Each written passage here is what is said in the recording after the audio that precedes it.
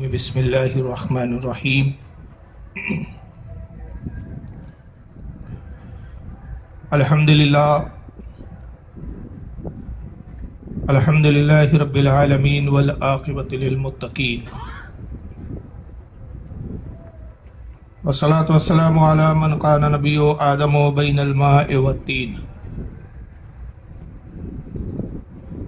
قال اللہ تبارک و تعالی فی القرآن المجید والفرقان الحمید ان اولیاءہ الا المتقون صدق اللہ العظیم صدق صادق المصدوق علیہ الصلاۃ والتسلیم ان اللہ وملائکتہ یصلون علی النبی یا ایھا الذین آمنوا صلوا علیہ وسلموا تسلیما اللہم صلی علی سیدنا مولانا شفیعنا وحبیبنا وطبیبنا ونبینا ومولانا محمد وعلی آلہ واصحابہ واہل بیتہ وذریاتہ وبارک وسلم صلاۃ و سلام علیک یا رسول اللہ صلی اللہ تبارک و تعالی علیہ وسلم۔ کلمنا کے اس علاقے میں دوسری مرتبہ یہ حاضری ہے میری۔ اس سے قبل جناب محترم آفاق بھائی کے تقریب شادی کے موقع پر خطاب کرنے کے لیے حاضر ہوا تھا، اور اس کے بعد آج کا یہ پر نور جلسہ جس میں حاضر ہوں۔ یوں تو یہ جلسہ 11ویں شریف کے مہینے میں ہونا تھا، لیکن اس وقت میرے پاس کوئی تاریخی بھی نہیں تھی اور کچھ دوسرے دیگر حالات کے سبب جلسے کی تاریخ کو آگے بڑھا کر اس مہینے میں رکھا گیا۔ عنوان جو مجھے دیا گیا ہے وہ یہ ہے کہ غوث اعظم کی تعلیمات۔ عام طور پر اس موضوع پر بہت کم خطاب ہوتے ہیں۔ سرکار غوث اعظم رضی اللہ تعالیٰ عنہ کی جب بات آتی ہے تو کرامات پر زیادہ زور دیا جاتا ہے، اور یہ ایک حقیقت ہے کہ سرکار غوث اعظم رضی اللہ تعالیٰ عنہ کثیر الکرامات اولیاء میں ہے، اولیاء کے سردار ہے۔ حافظ ابن کثیر اپنی کتاب البدایہ والنہایہ میں لکھتے ہیں کہ اولیاء اکرام میں جس قدر کرامات حضرت شیخ عبد القادر جیلانی سرکار غوث اعظم کی ہے، اتنی کرامات دیگر اولیاء کی نہیں ملتی ہے۔ اور یہی بات ابن تیمیہ نے بھی اپنی کتاب مجمع الفتاوی میں نقل کی ہے۔ تو غرض کے اس پر علماء کا اتفاق ہے کہ سرکار غوث اعظم کثیر الکرامات اولیاء میں سے، اور کیوں نہ ہو کہ آپ تمام اولیاء کے سردار ہیں۔ لیکن آج کا موضوع ان کی تعلیمات پر ہے کہ غوث اعظم نے رسول اللہ کی اس امت کو اور اپنے چاہنے اور ماننے والوں کو کیا تعلیم دی ہے۔ غوث اعظم رضی اللہ تعالیٰ عنہ اولیاء اکرام میں وہ ولی ہے کہ جو اپنے وقت کے محدث بھی ہے، عالم بھی ہے، مفتی بھی ہے، مفکر بھی ہے۔ غرض کے بہت خوبیوں کے آپ مالک ہے، اور سب سے بڑی تو خوبی یہ ہے کہ اس پر تمام اہل سنت و جماعت کا اتفاق ہے کہ آپ کے زمانے سے لے کر بلکہ آپ کے زمانے سے پہلے کچھ تک، تبع تابعین کے دور سے لے کر امام مہدی تک، یہ پورا زمانہ سرکار غوث اعظم کا زمانہ ہے۔ اور اولیاء اکرام جتنے بھی قیامت تک آئیں گے، کوئی بھی اس وقت تک ولی نہیں ہو سکتا جب تک اس کی ولایت کی سند پر سرکار غوث اعظم دستخط نہ فرما دے۔ اور آپ کی ولایت اور غوثیت عظمیٰ کا یہ حال ہے کہ آپ مادرزاد ولی ہے۔ اور مشہور ہے کہ جب آپ پیدا ہوئے، رمضان کا مہینہ تھا، جب رمضان کا مہینہ آیا تو آپ نے اپنی ولایت کا بچپن میں ہی اس طرح سے اظہار کیا کہ صبح سحری کے وقت آپ اپنی والدہ کا دودھ نوش فرماتے اور پھر افطار تک آپ دودھ نہیں پیتے تھے۔ یہ وہ کراماتیں تھی کہ جس نے بچپن میں ہی لوگوں پر ظاہر کر دیا تھا کہ حضرت شیخ عبد القادر جیلانی رضی اللہ تعالیٰ عنہ وقت کے بہت بڑے ولی ہے، وقت کے بہت بڑے غوث ہیں۔ اور خود سرکار غوث اعظم کی کتاب فتح الغیب اس وقت میرے پاس ٹیبل پہ موجود ہے۔ فتح الغیب جو سرکار غوث اعظم نے خود تحریر فرمائی ہے، در حقیقت آپ نے جو خطبات ارشاد فرمائے، جو تقریریں کی، اس کو قلم بند کر دیا۔ اس میں خود اپنا مقام و مرتبہ سرکار غوث اعظم ان الفاظوں میں بیان کرتے ہیں. اس کا خطبہ نمبر 80 ہے، المقالۃ الثمانون، صفحہ نمبر اس کا 197 ہے. غوث اعظم خود فرماتے ہیں کہ بینی و بینکم و بین الخلق کلہم بعد ما بین السماء والارض. آپ فرماتے ہیں کہ لوگوں، میرے اور تمام مخلوق کے درمیان اسی طرح فاصلہ اور دوری ہے جیسے زمین و آسمان کے درمیان فاصلہ ہے. یعنی میری ولایت، میرا مقام، میرا درجہ اتنا بلند ہے کہ جیسے زمین و آسمان میں ایک طویل فاصلہ ہے، ویسے تمہارے اور میرے درمیان میں فاصلہ ہے.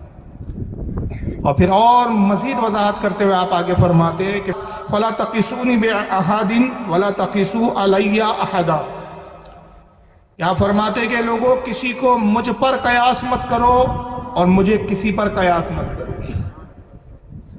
مطلب یہ مت خیال کرو کہ غوث اعظم فلاں کے طرح ہے یا فلاں غوث پاک کی طرح ہے. نہ میں تمہاری طرح ہوں، نہ تم میری طرح ہو.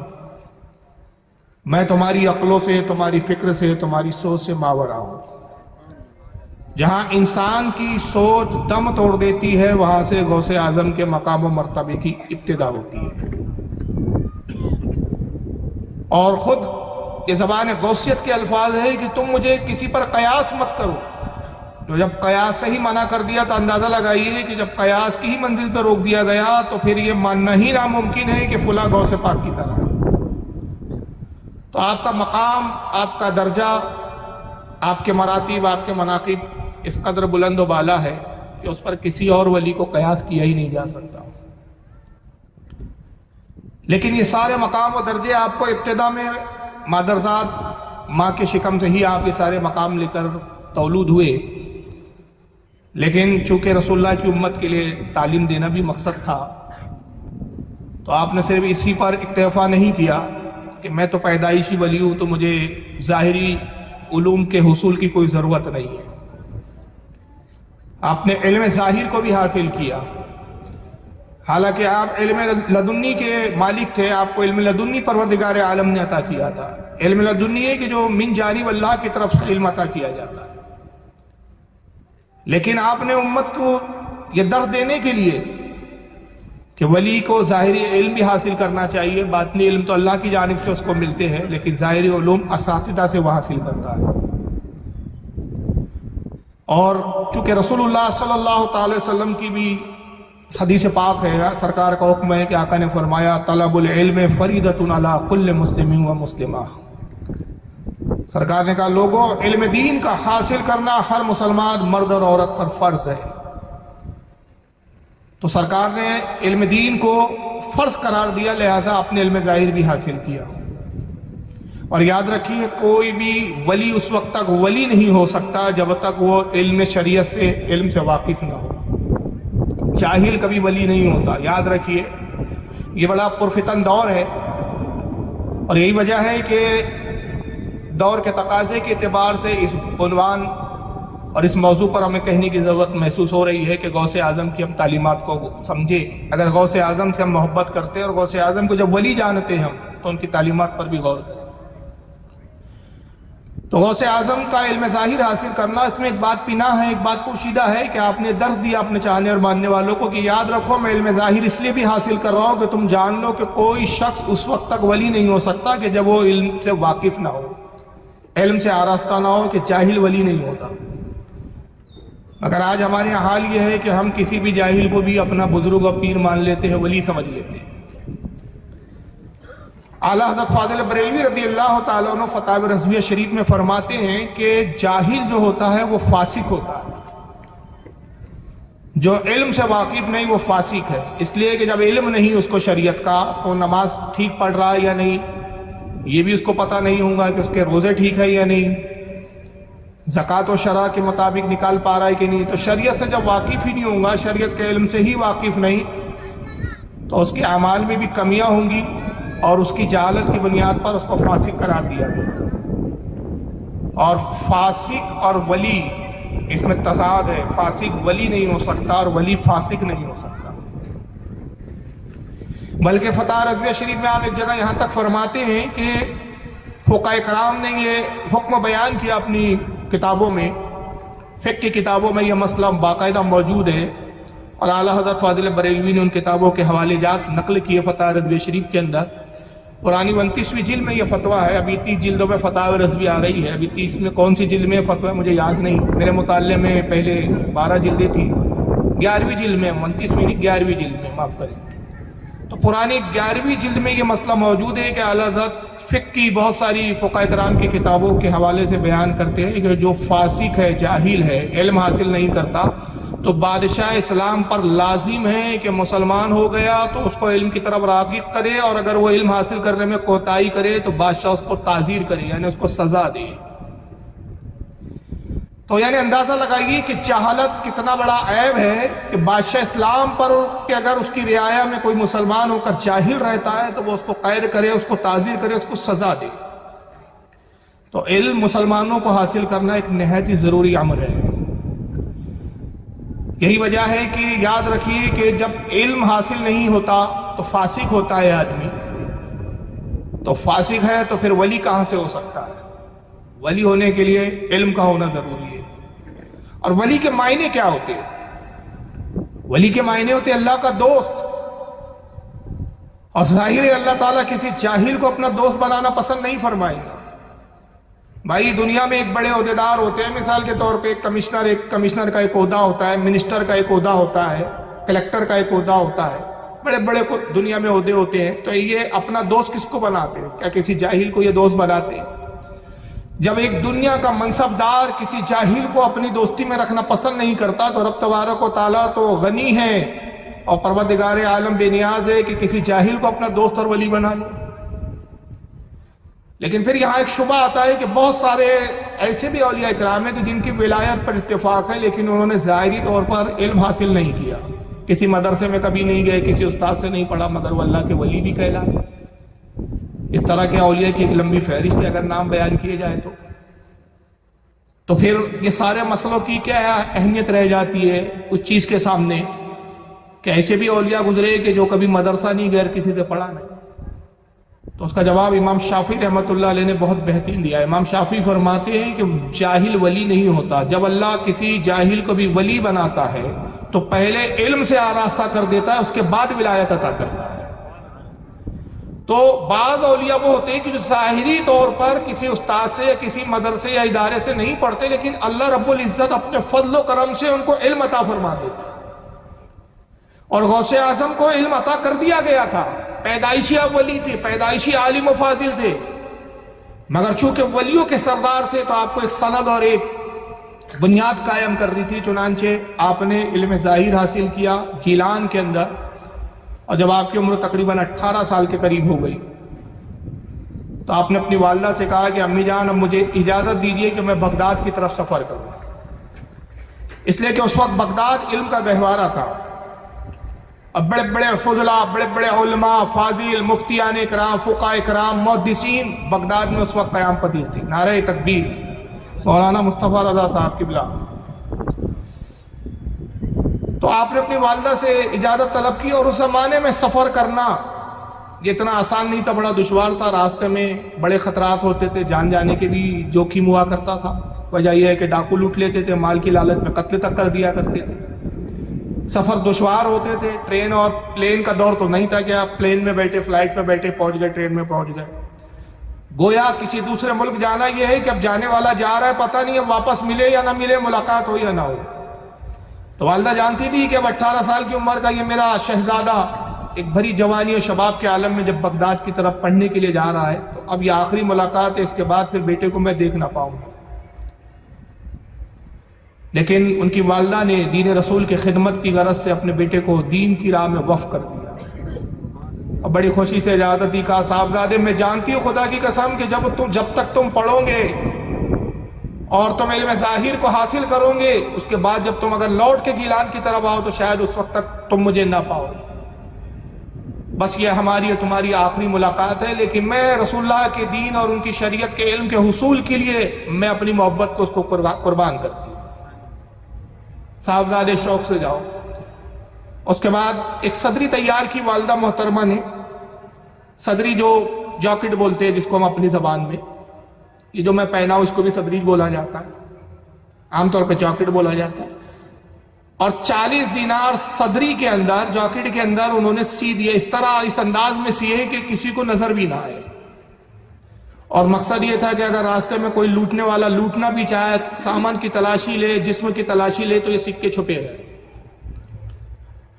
جب حضرت غوث اعظم کو ماں نے رخصت کیا، آپ کی والدہ کا نام ام الخیر تھا، نام تو فاطمہ تھا لیکن آپ کا لقب ام الخیر تھا، تو سرکار غوث اعظم نے کہا کہ امی جان، میں بھی جانتا ہوں کہ یہ بس آپ کی اور ہماری آخری ملاقات ہے، وصیت فرما دیجیے، ایسی وصیت کی جس پر میں تا زندگی عمل کروں اور اس پر قائم رہوں۔ ماں نے کہا بیٹا صرف ایک وصیت ہے، اور وصیت یہ ہے کہ کتنے ہی مشکل حالات آ جائے کبھی جھوٹ مت بولنا۔ آپ نے اپنی والدہ سے وعدہ کیا کہ امی جان میں جھوٹ نہیں بولوں گا۔ اس کے بعد آپ وہاں سے نکلتے ہیں اور سفر فرما رہے، ایک قافلہ بغداد جا رہا تھا، اس قافلے میں آپ شامل ہو گئے۔ راستے میں ایک جگہ آپ نے پڑاؤ ڈالا، رات کا وقت تھا کہ قافلے کو ڈاکوں نے گھیر لیا اور لوٹنا شروع کیا۔ قافلے والے اپنی جان اور مال کی حفاظت کے لیے جدوجہد کر رہے ہیں، ادھر ادھر بھاگ رہے ہیں، مگر ڈاکو ہے کہ جو مال دینے سے انکار کرتا ہے اس کو قتل کر دیتے ہیں، جو مال دیتا ہے اس کو لوٹ لیتے ہیں۔ آپ یہ سارا منظر ایک کنارے کھڑے ہو کے دیکھ رہے ہیں کہ ایک ڈاکو آپ کے قریب آتا ہے، دیکھا کہ ایک نوجوان ہے 18 سال کا، ساتھ میں کوئی خاص سامان نہیں ہے، ایک کپڑی کی بس پوٹلی ہے، باقی کچھ دکھ نہیں رہا ہے۔ کہا کہ نوجوان تیرے پاس کچھ ہے؟ آپ کو اپنی والدہ کی وصیت آئی کہ بیٹا جھوٹ مت بولنا۔ سامنے والے نے جیسی سوال کیا تیرے پاس کچھ ہے، تو آپ نے جھوٹ نہیں کہا، فوراً سچ کہہ دیا، کہا ہاں میرے پاس 40 دینار ہے۔ اس نے پوٹلی کو کھولا، دیکھا تو کچھ کپڑے تھے، باقی تو کچھ ملا نہیں، ہنسا، کہا کہ مسخرہ پن کرتے ہو، چلا گیا۔ تھوڑا دیر بعد دوسرا ڈاکو آیا، اس نے بھی یہی سوال کیا تیرے پاس کچھ ہے؟ آپ نے پھر وہی جواب دیا، کہا ہاں میرے پاس 40 دینار ہے۔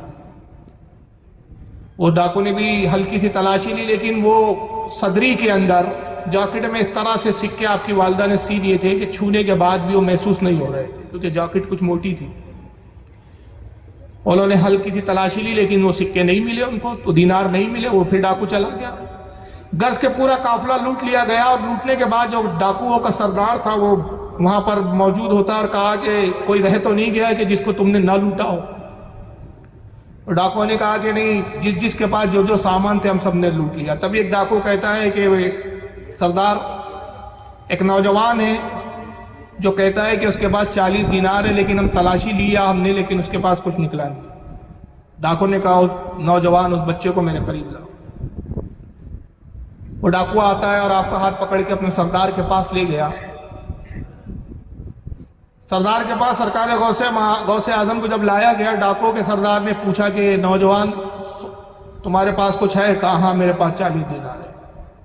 کہا تم بار بار کہتے ہو کہ 40 دینار ہے، لیکن حالت یہ ہے کہ تلاشی لی جاتی ہے تو تمہارے پاس دینار نکلتے نہیں، آخر دینار ہے کہاں؟ تو کہا میری صدری کے اندر ہے۔ تو ہم اس کی سلائی کو جب ادھیڑوں گے، نکالوں گے سلائی کو، تو وہ دینار تمہیں مل جائے گی۔ آپ نے نشاندہی کی، نتیجہ یہ ہوا کہ جب انہوں نے صدری کو کھولا تو 40 دینار تھے۔ ڈاکو کا سردار حیران ہو گیا، کہا کہ صاحبزادے کی کس نے اس حفاظت کے ساتھ اس کو چھپا کے رکھا تھا؟ کہا یہ میری والدہ نے کیا۔ کہا تمہاری والدہ نے بڑی اچھی تدبیر اختیار کی، تم اگر چاہتے تو اپنے دیناروں کو بچا سکتے تھے، مجھے حیرانی ہے کہ تم نے خود اپنے منہ سے اپنے مال کا راز کو ظاہر کیا، اس کے راز کو فاش کر دیا۔ لوگ ایسے موقع پر مال ہونے کے بعد بھی جھوٹ کہتے ہیں اور اپنے مال کو بچاتے اور کہتے ہیں ہمارے پاس کچھ نہیں ہے، مگر تو ایک عجیب نوجوان مجھے نظر آتا ہے کہ خود کہتا ہے کہ میرے پاس مال ہے۔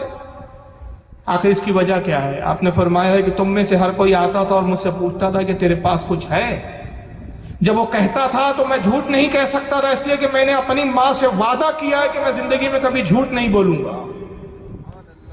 ڈاکو نے جیسی سنا، سردار نے رونے لگا، اور اس کے ذہن میں بالکل ایک بات من جانب اللہ کی طرف سے یہ آئی۔ اس نے کہا کہ افسوس نوجوان، میں اپنی حالت پہ افسوس کرتا ہوں، سر پیٹنے کا مقام ہے کہ تو نے اپنی ماں سے وعدہ کیا کہ جھوٹ نہیں بولیں گا، تو اپنی ماں کے وعدے کو اس طرح نبھا رہا ہے کہ نہ تو نے اپنی جان کی پرواہ کی، نہ اپنے مال کی پرواہ کی، اور میں اپنے رب سے وعدہ کر کے آیا ہوں کہ عالم ارواح نے، پروردگار عالم نے میری روح کو بھی جب بلایا تھا اور میری روح سے بھی عہد لیا تھا، میں نے عہد کیا تھا کہ میں جب دنیا میں جاؤں گا اے خالق کائنات تجھے معبود مانوں گا، تیری عبادت کروں گا، تیری فرمانبرداری کروں گا، لیکن افسوس کہ میں نے اس وعدے کو بلا دیا، میں خدا کا بندہ ہو کر، اس کی مخلوق ہو کر اس کے وعدے کو فراموش کر چکا، اپنے خالق کے وعدے کو بھول گیا، اور تو اپنے وعدے کو نبھا رہا ہے۔ افسوس طف ہے میری زندگی پر، لیکن اے نوجوان تو نے میری آنکھوں کو کھول دیا، اپنا ہاتھ بڑھا کے میں تیرے ہاتھ پر توبہ کروں اور آج سے اس گناہوں کی زندگی سے تائب ہو جاؤں۔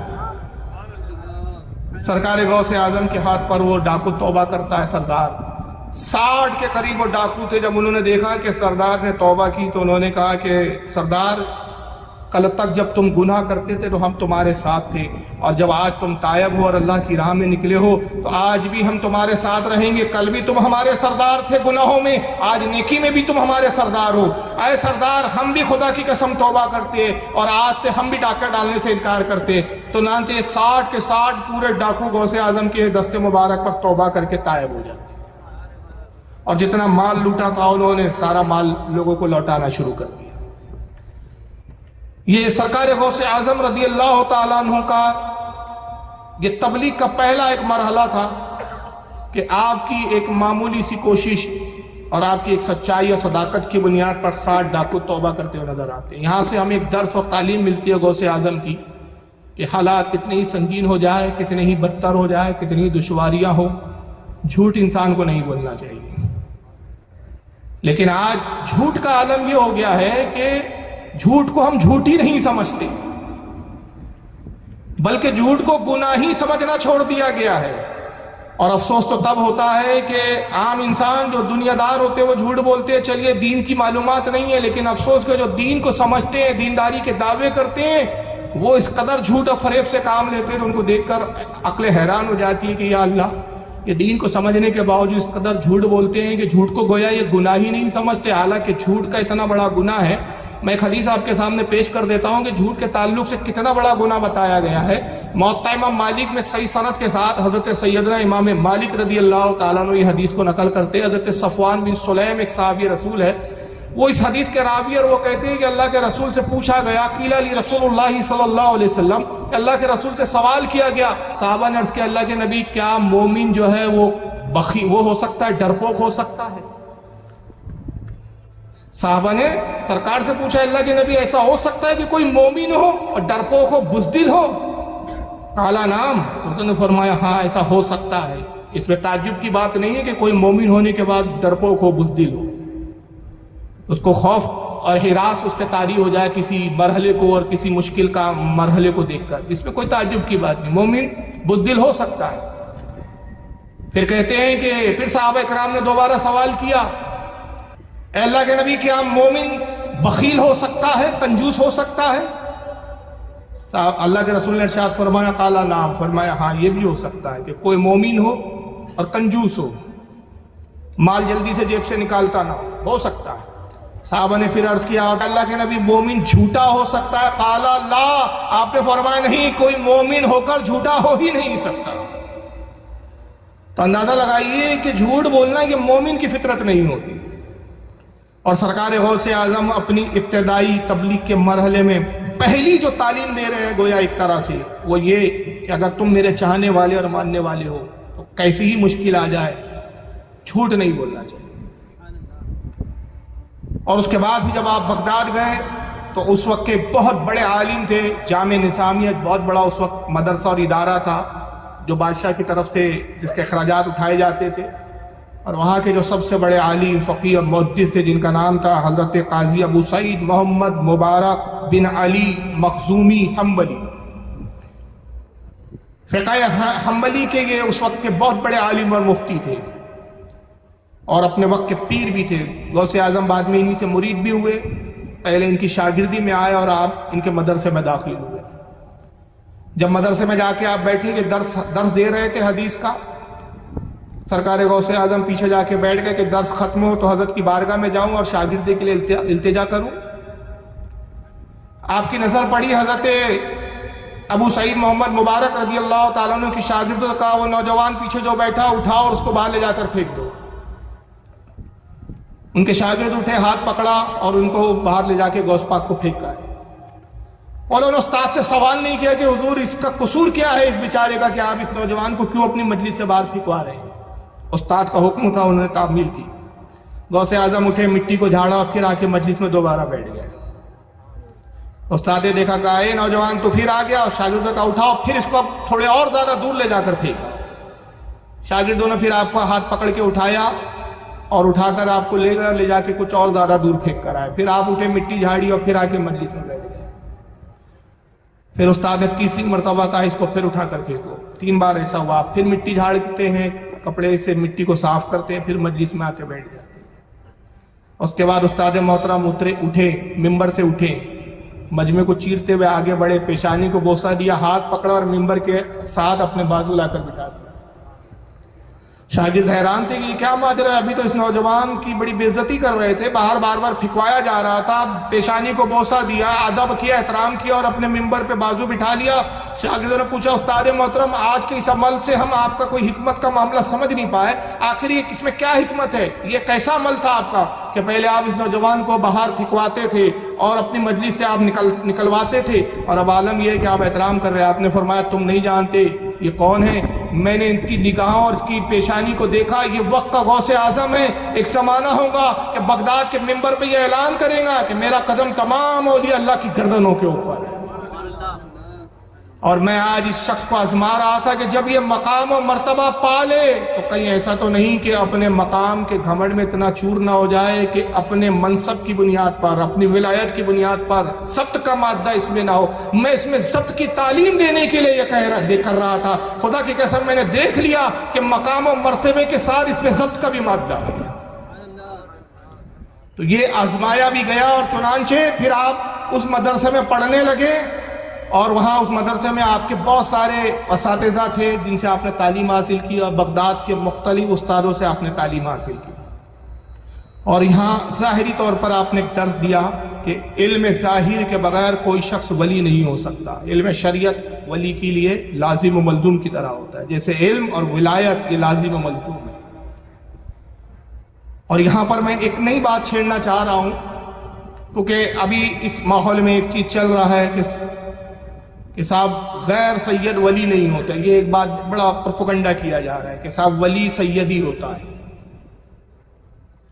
ये एक बड़ी जाहलत की बात का प्रचार कर रहे हैं, और ये ऐसे जाहिल पीर लोग करते हैं जो मसनद पर बैठे हुए नजर आते हैं लेकिन इल्म से गाफिल है। क्योंकि वही बात है कि इल्म जाहिर से आरास्ता नहीं है, इल्म बातिन का तो सवाल ही नहीं पैदा होता। जब इल्म जाहिर नहीं है तो इल्म बातिन कहां से मिलेगा। एक बात तो ये की जा रही है कि साहब सैयद वली नहीं होते। दूसरी बात ये की जाती है कि साहब दर वाले और घर वाले। आज बड़े बड़े बुजुर्गों का मजाक उड़ा के ये कहकर मजाक उड़ाया जाता है, अरे साहब वो साहब गैर सैयद उलमा की और गैर सैयद लोगों की बात मत करो, वो दर वाले हैं, हम घर वाले हैं। याद रखिए यही तकब्बुर इंसान के ज़वाल की तरफ ले जाता है। सरकार गौसे आजम रज़ियल्लाहु ताला जब बगदाद आए तो आपको मालूम होना चाहिए कि आपके जो ज़्यादातर उस्ताद और असातिज़ा थे वो सब गैर सैयद थे। मैं अभी चंद के नाम भी आपको बताऊंगा, अगर वो नामों की एक फहरिस्त तैयार की जाए तो बड़ी लंबी फहरिस्त होगी, जिसको हाफिज ज़हबी ने सियारुल अलामुन नुबाला जिल्द नंबर 20 सफ़ा 440 पर वो असातिज़ा की एक फहरिस्त बयान की है। इसको और भी दिगर अइम्मा ने उसको नकल किया कि आपके कौन कौन उस्ताद थे। वक्त का गौसे आजम जो तमाम वलियों का ताजदार है, लेकिन उनके उस्ताद कौन है, वो गैर सैयद है। तो मुझे बताइए, अगर दर वाले और घर वालों की जो अभी तकसीम का मामला चल रहा है तो गौसे आजम को नहीं मालूम था कि ये दर वाले और हम घर वाले हैं। ये पता नहीं कहां से जहालत ले आए साहब। अगर आप साहबा इकराम की तारीख को उठा के देखें, अबू बकर सिद्दीक सैयद नहीं है, अबू बकर सिद्दीक सैयद नहीं है, फारूक आजम सैयद नहीं है, उस्मान गनी सैयद नहीं है, साद इब्न अबी वक्कास सैयद नहीं है, अब्दुर्रहमान इब्न औफ सैयद नहीं है। कितने सहाबी हैं, जितने सहाबी है सिवाय इमाम हसन और इमाम हुसैन की जो नस्ल में है उनको सैयद कहा गया। तमाम साहबा इकराम की तादाद जो है वो गैर सैयद है। मगर एक आम सहाबी भी ایک عام صحابی بھی اس کا درجہ اور اس کا مقام کیا ہے؟ اپنے زمانے کے غوث سے بھی افضل ہے، قطب سے بھی افضل ہے، ابدال سے بھی افضل ہے۔ ایک صحابی جو رسول اللہ پر سب سے آخر میں ایمان لانے والا صحابی، سب سے آخر میں، وہ اپنے زمانے کے غوث اعظم سے افضل، اور تمام صحابہ میں سب سے افضل سیدنا ابو بکر صدیق۔ اور افضلیت کا وہ معیار اور وہ عالم ہے کہ اللہ کے نبی صلی اللہ علیہ وسلم نے خود ارشاد فرمایا کہ میری تمام امت کا ایمان ایک پلے میں رکھ دیا جائے، اور ابو بکر کا ایمان ایک پلے میں، تو ابو بکر کا ایمان سب کے ایمان پر بھاری ہے، مگر ابو بکر صدیق سید نہیں ہے۔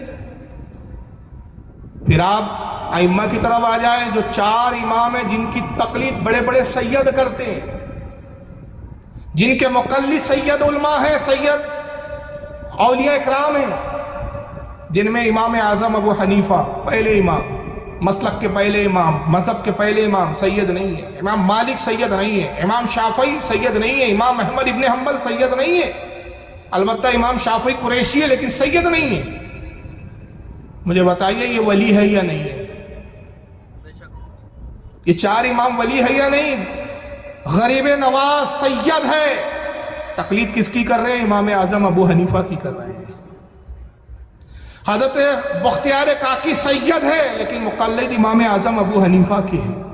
حضرت بندہ نواز گیسو دراز سید ہے لیکن مقلد کس کے؟ امام اعظم کے۔ اور خود سرکار غوث اعظم سید ہے، ولیوں کے تاجدار ہے، لیکن مقلد امام احمد ابن حنبل کے۔ تو ولی ہونے کے بعد، سید ہونے کے بعد غیر سید اماموں کی تقلید بھی کر رہے ہیں، ان سے علم بھی حاصل کر رہے ہیں۔ اور اگر محدثین کی فہرست دیکھ لیں آپ تو حیران ہو جائیں گے، قرآن کے بعد جو سب سے افضل ترین کتاب مانی جاتی ہے وہ صحیح بخاری۔ صحیح بخاری کے لکھنے والے حضرت امام محمد بن اسماعیل سید نہیں ہے، امام مسلم سید نہیں ہے، امام نسائی سید نہیں ہے، امام ترمذی سید نہیں، امام ابو داؤد سید نہیں، امام ابن ماجہ سید نہیں، امام بہقی سید نہیں، امام حاکم سید نہیں، امام بزار سید نہیں، حضرت امام ابو یعلا سید نہیں۔ جتنے بڑے بڑے محدثین ہیں، کثیر تعداد، چند ایک کو چھوڑ کر ان میں سے کوئی سید نہیں ہے، مگر انہی کی حدیث کی کتابیں آج اسلام کے دین کی اساس بنی ہوئی ہے، انہی کتابوں پر آج ہماری شریعت کا معیار ہے، مگر یہ سید نہیں۔ سلسلہ چشتیہ پہ ذرا نظر دوڑائیں، سلسلہ چشتیہ میں بڑے بڑے اولیاء گزرے جو سرکار خواجہ غریب نواز کے دادا پیر ہے۔ غریب نواز کے کون ہے؟ دادا پیر ہے، جس میں حضرت خواجہ محمد بن ایاز سلسلہ چشتیہ میں دادا پیر ہے غریب نواز کے، سید نہیں ہے۔ حضرت ابراہیم ابن ادھم سلسلہ چشتیہ کے مشائخ میں سید نہیں ہے۔ خواجہ حضرت ممشاد سید نہیں ہے، حضرت خواجہ ابو اسحاق سید نہیں ہے، حضرت شیخ شریف زندانی سید نہیں ہے۔ خود غریب نواز کے پیر و مرشد جن سے غریب نواز مرید ہوئے، جن سے خلافت لیتے ہیں، جن کا نام ہے حضرت خواجہ عثمان ہارونی، وہ سید نہیں ہے۔ اب ایسے جاہل پیروں سے پوچھو کہ اگر سید ولی نہیں ہوتا تو یہ غریب نواز جن سے خلافت لے رہے ہیں وہ پھر ولی ہے یا نہیں ہے؟ اور اگر آپ اور آگے بڑھے سے خواجہ بختیار کاکی سید ہے، خواجہ بختیار کاکی کے جو مرید ہے حضرت بابا فرید گنج شکر، وہ سید نہیں ہے۔ حضرت سید بندہ نواز گیسو دراز سید ہے، لیکن ان کے پیر و مرشد حضرت خواجہ نصر الدین چراغ دہلوی، وہ سید نہیں ہے۔ حضرت مخدوم اشرف جہانگیر سمنانی کے پیر و مرشد کا نام ہے شیخ علاؤالدین پنڈوی، شیخ علاؤالدین پنڈوی سید نہیں ہے۔ یہ بڑے بڑے سید غیر سید اولیاء سے جا کے خلافتیں لے رہے ہیں، اور خود سرکار غوث اعظم کا سلسلہ قادری اگر دیکھ لے، حضرت معروف قرقی غوث اعظم کے دادا پیروں میں سید نہیں ہے، حضرت سری سختی غوث پاک کے دادا پیروں میں سید نہیں ہے، حضرت شبلی غوث پاک کے پیروں میں ہے لیکن سید نہیں ہے، حضرت جنید بغدادی غوث پاک کے پیروں میں سید نہیں، اور خود غوث اعظم کے پیر و مرشد جن سے غوث اعظم خلافت لیتے ہیں، جن سے بیعت کرتے ہیں، جن سے تعلیم حاصل کرتے ہیں، حضرت ابو سعید محمد مبارک بن علی مخزومی، یہ بھی سید نہیں ہے۔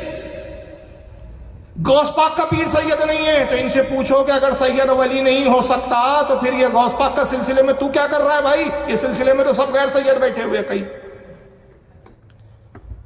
اور سرکار غوث اعظم کے جو استاد ہیں بڑے بڑے جن سے آپ نے علم ظاہر حاصل کیا، اس میں حضرت ابو سعید محمد بن مبارک مخزومی، یہ نام میں بتا چکا ہوں، حضرت ابو الوفا علی بن عقیل بغدادی یہ غوث پاک کے استاد میں، حضرت ابو غالب محمد بن الحسن باقلابی، حضرت ابو بکر احمد بن مظفر، حضرت جعفر بن احمد السراج، حضرت ابو الحسن بن محمد بن قاضی ابو یعلا حنبلی، حضرت ابو زکریا یحییٰ بن علی تبریزی، حضرت ابو الخیر حماد بن مسلم، یہ سرکار غوث اعظم رضی اللہ تعالیٰ عنہ کے استادوں میں، اساتذہ میں، لیکن ان میں سے کوئی سید نہیں۔ نعرہ تکبیر!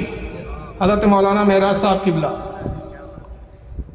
مجھے بتائیے غوث اعظم سب غیر سیدوں سے علم حاصل کر رہے ہیں، غوث پاک کو نہیں معلوم تھا کہ یہ سب در والے ہیں، ہم تو گھر والے ہیں؟ آج نتیجہ کیا ہے کہ بہت سارے متکبر سادات میں سے اللہ ان کو ہدایت دے، ہم ان کے سید ہونے پہ اعتراض نہیں کر رہے ہیں، ٹھیک ہے آپ سید قابل تعظیم ہیں، لیکن سید ہونے کا یہ مطلب نہیں ہے کہ آپ علم ہی نہ حاصل کریں، یہ کہہ کر آپ علم سے رخصت لے لیں، علم کو سلام کر دے دوری سے کہ بھئی ہم تو گھر والے ہیں، در والوں سے علم کیوں لیں؟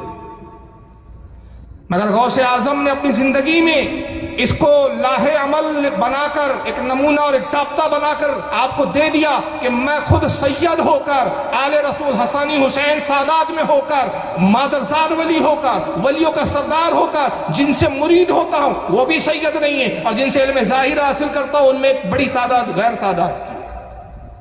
تو جب میں رسول اللہ کے دین کی طلب میں در والے اور گھر والوں کا امتیاز نہیں کرتا تو تمہیں بھی امتیاز یہ کرنا نہیں چاہیے۔ چنانچہ غوث اعظم نے ان سے علم حاصل کیا، احترام کیا، عزت کی، اپنے اساتذہ کا ادب کیا، اور اس قدر ادب میں مبالغہ کرتے تھے کہ حضرت آپ کے استاد محترم پیر و مرشد حضرت قاضی ابو سعید مبارک کہا کرتے تھے کہ صاحبزادے آپ ہمارا احترام کرتے، یقیناً یہ دور ابھی ظاہری طور پر ہمارا ہے، لیکن ایک دور وہ آنا ہے کہ پھر آپ ہی کا سکہ بولنے والا ہے۔ اور اس دوران طالب علمی میں سرکار غوث اعظم نے بڑی مشکلیں، بڑی مشقتیں اٹھائی، بھوک کی شدتیں برداشت کی،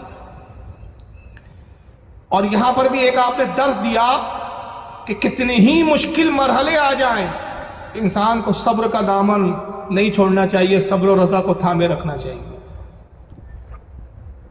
آپ صبر کرتے رہیں، بھوک کی شدت میں آپ کئی دن فاقہ کرتے، لیکن آپ کسی کے سامنے دستے سوال نہیں کرتے، کسی سے مانگتے نہیں تھے، بلکہ آپ خود فرماتے ہیں کہ بھوک کی بات اوقات شدت کا یہ عالم ہوتا ہے کہ جب بھوک برداشت سے باہر ہو جاتی تو میں جنگل نکل جاتا، اور اس غرض سے میں جنگل کی طرف جاتا کہ کوئی جنگلی پھل مل جائے تو اس کو کھا کر اس بھوک کو مٹا دوں، کچھ ایسی کھانے کے لائق پتیاں مل جائے درختوں کی جس کو کھایا جا سکے اور بھوک کو مٹایا جا سکے۔ لیکن آپ فرماتے کہ بعض اوقات ایسا بھی ہوتا کہ میں پتوں پہ گزارا کرتا اور جنگلی پھل بھی نہ ملتے۔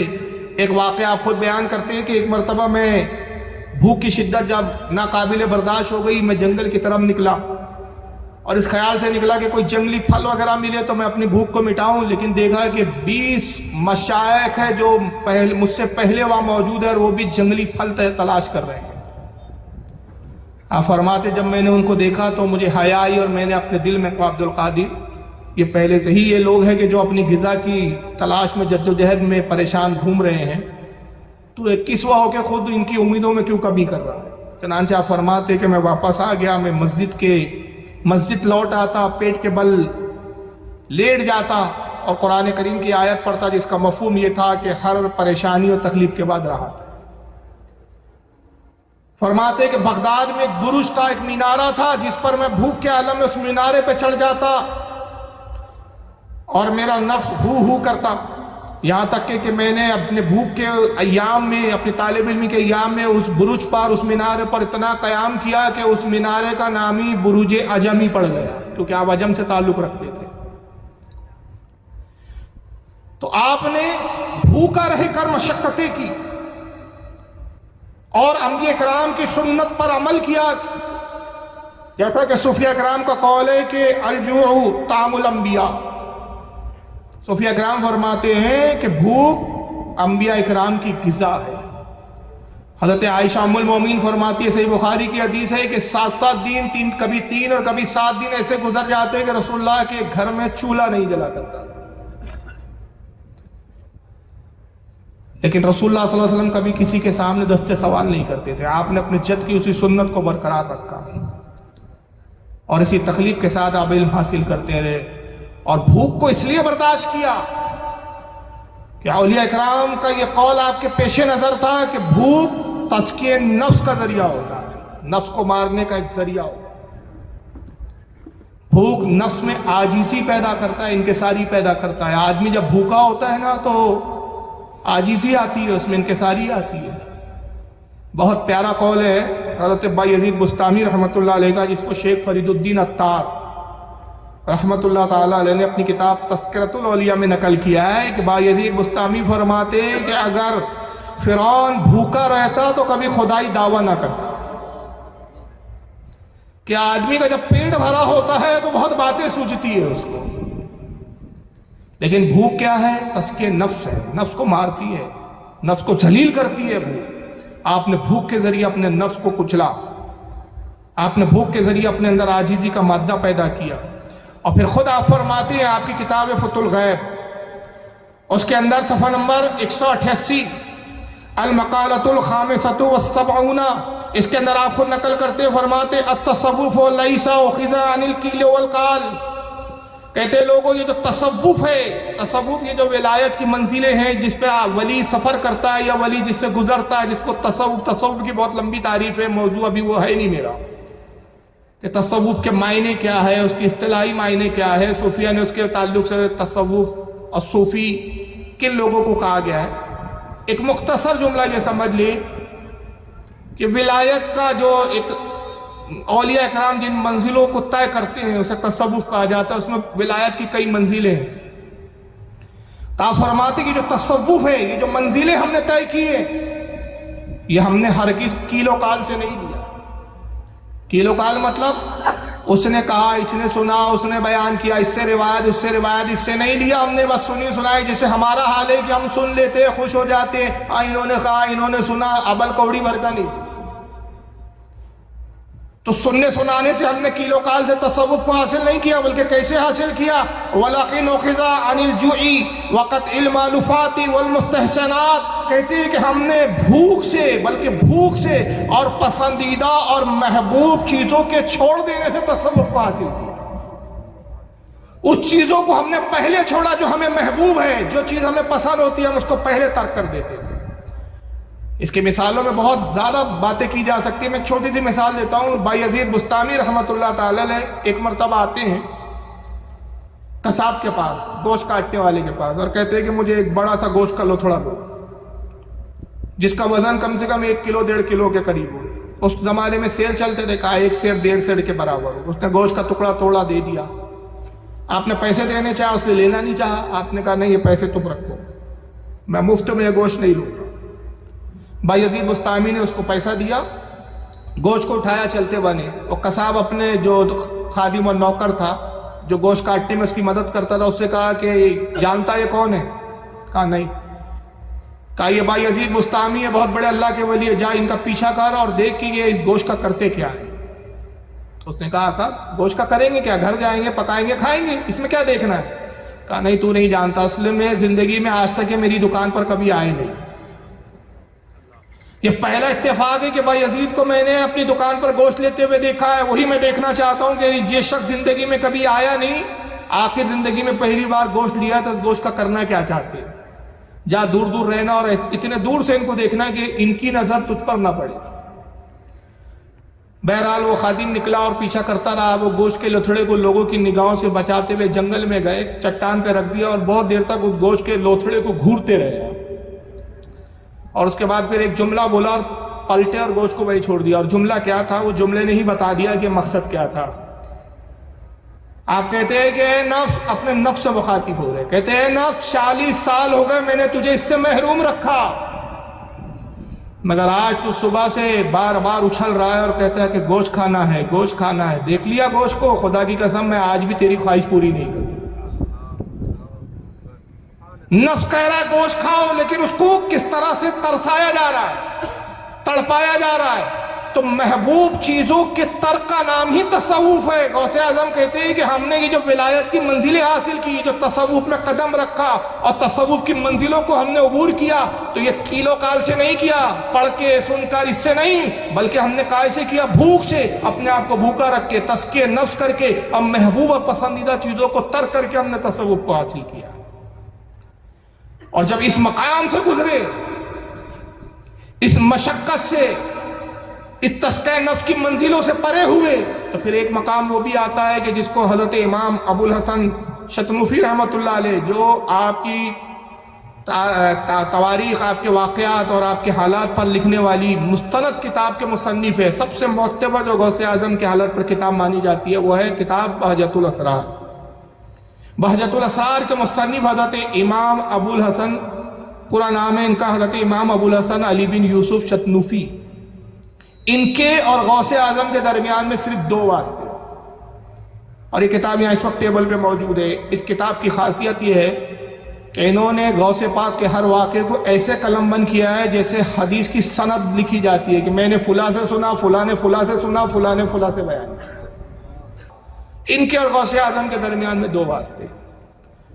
وہ اپنی کتاب بہجت الاسرار صفحہ نمبر 128 پر نقل کرتے ہیں کہ ایک ضعیفہ بڑھیا اپنے ایک نوجوان بچے کو، جو بڑا تندرست اور موٹا تازہ تھا، غوث پاک کی خدمت پہ لے کر آتی ہے، عرض کرتی ہے سرکار یہ میرا صاحبزادہ ہے، میں چاہتی ہوں کہ آپ اس کو علم سے آراستہ کریں، پڑھائیں، عالم و فاضل بنائیں۔ غوث اعظم نے فرمایا ٹھیک ہے، اس کو ہماری شاگردی میں چھوڑ جاؤ۔ بہرحال وہ ضعیفہ چھوڑ کے چلے گئی۔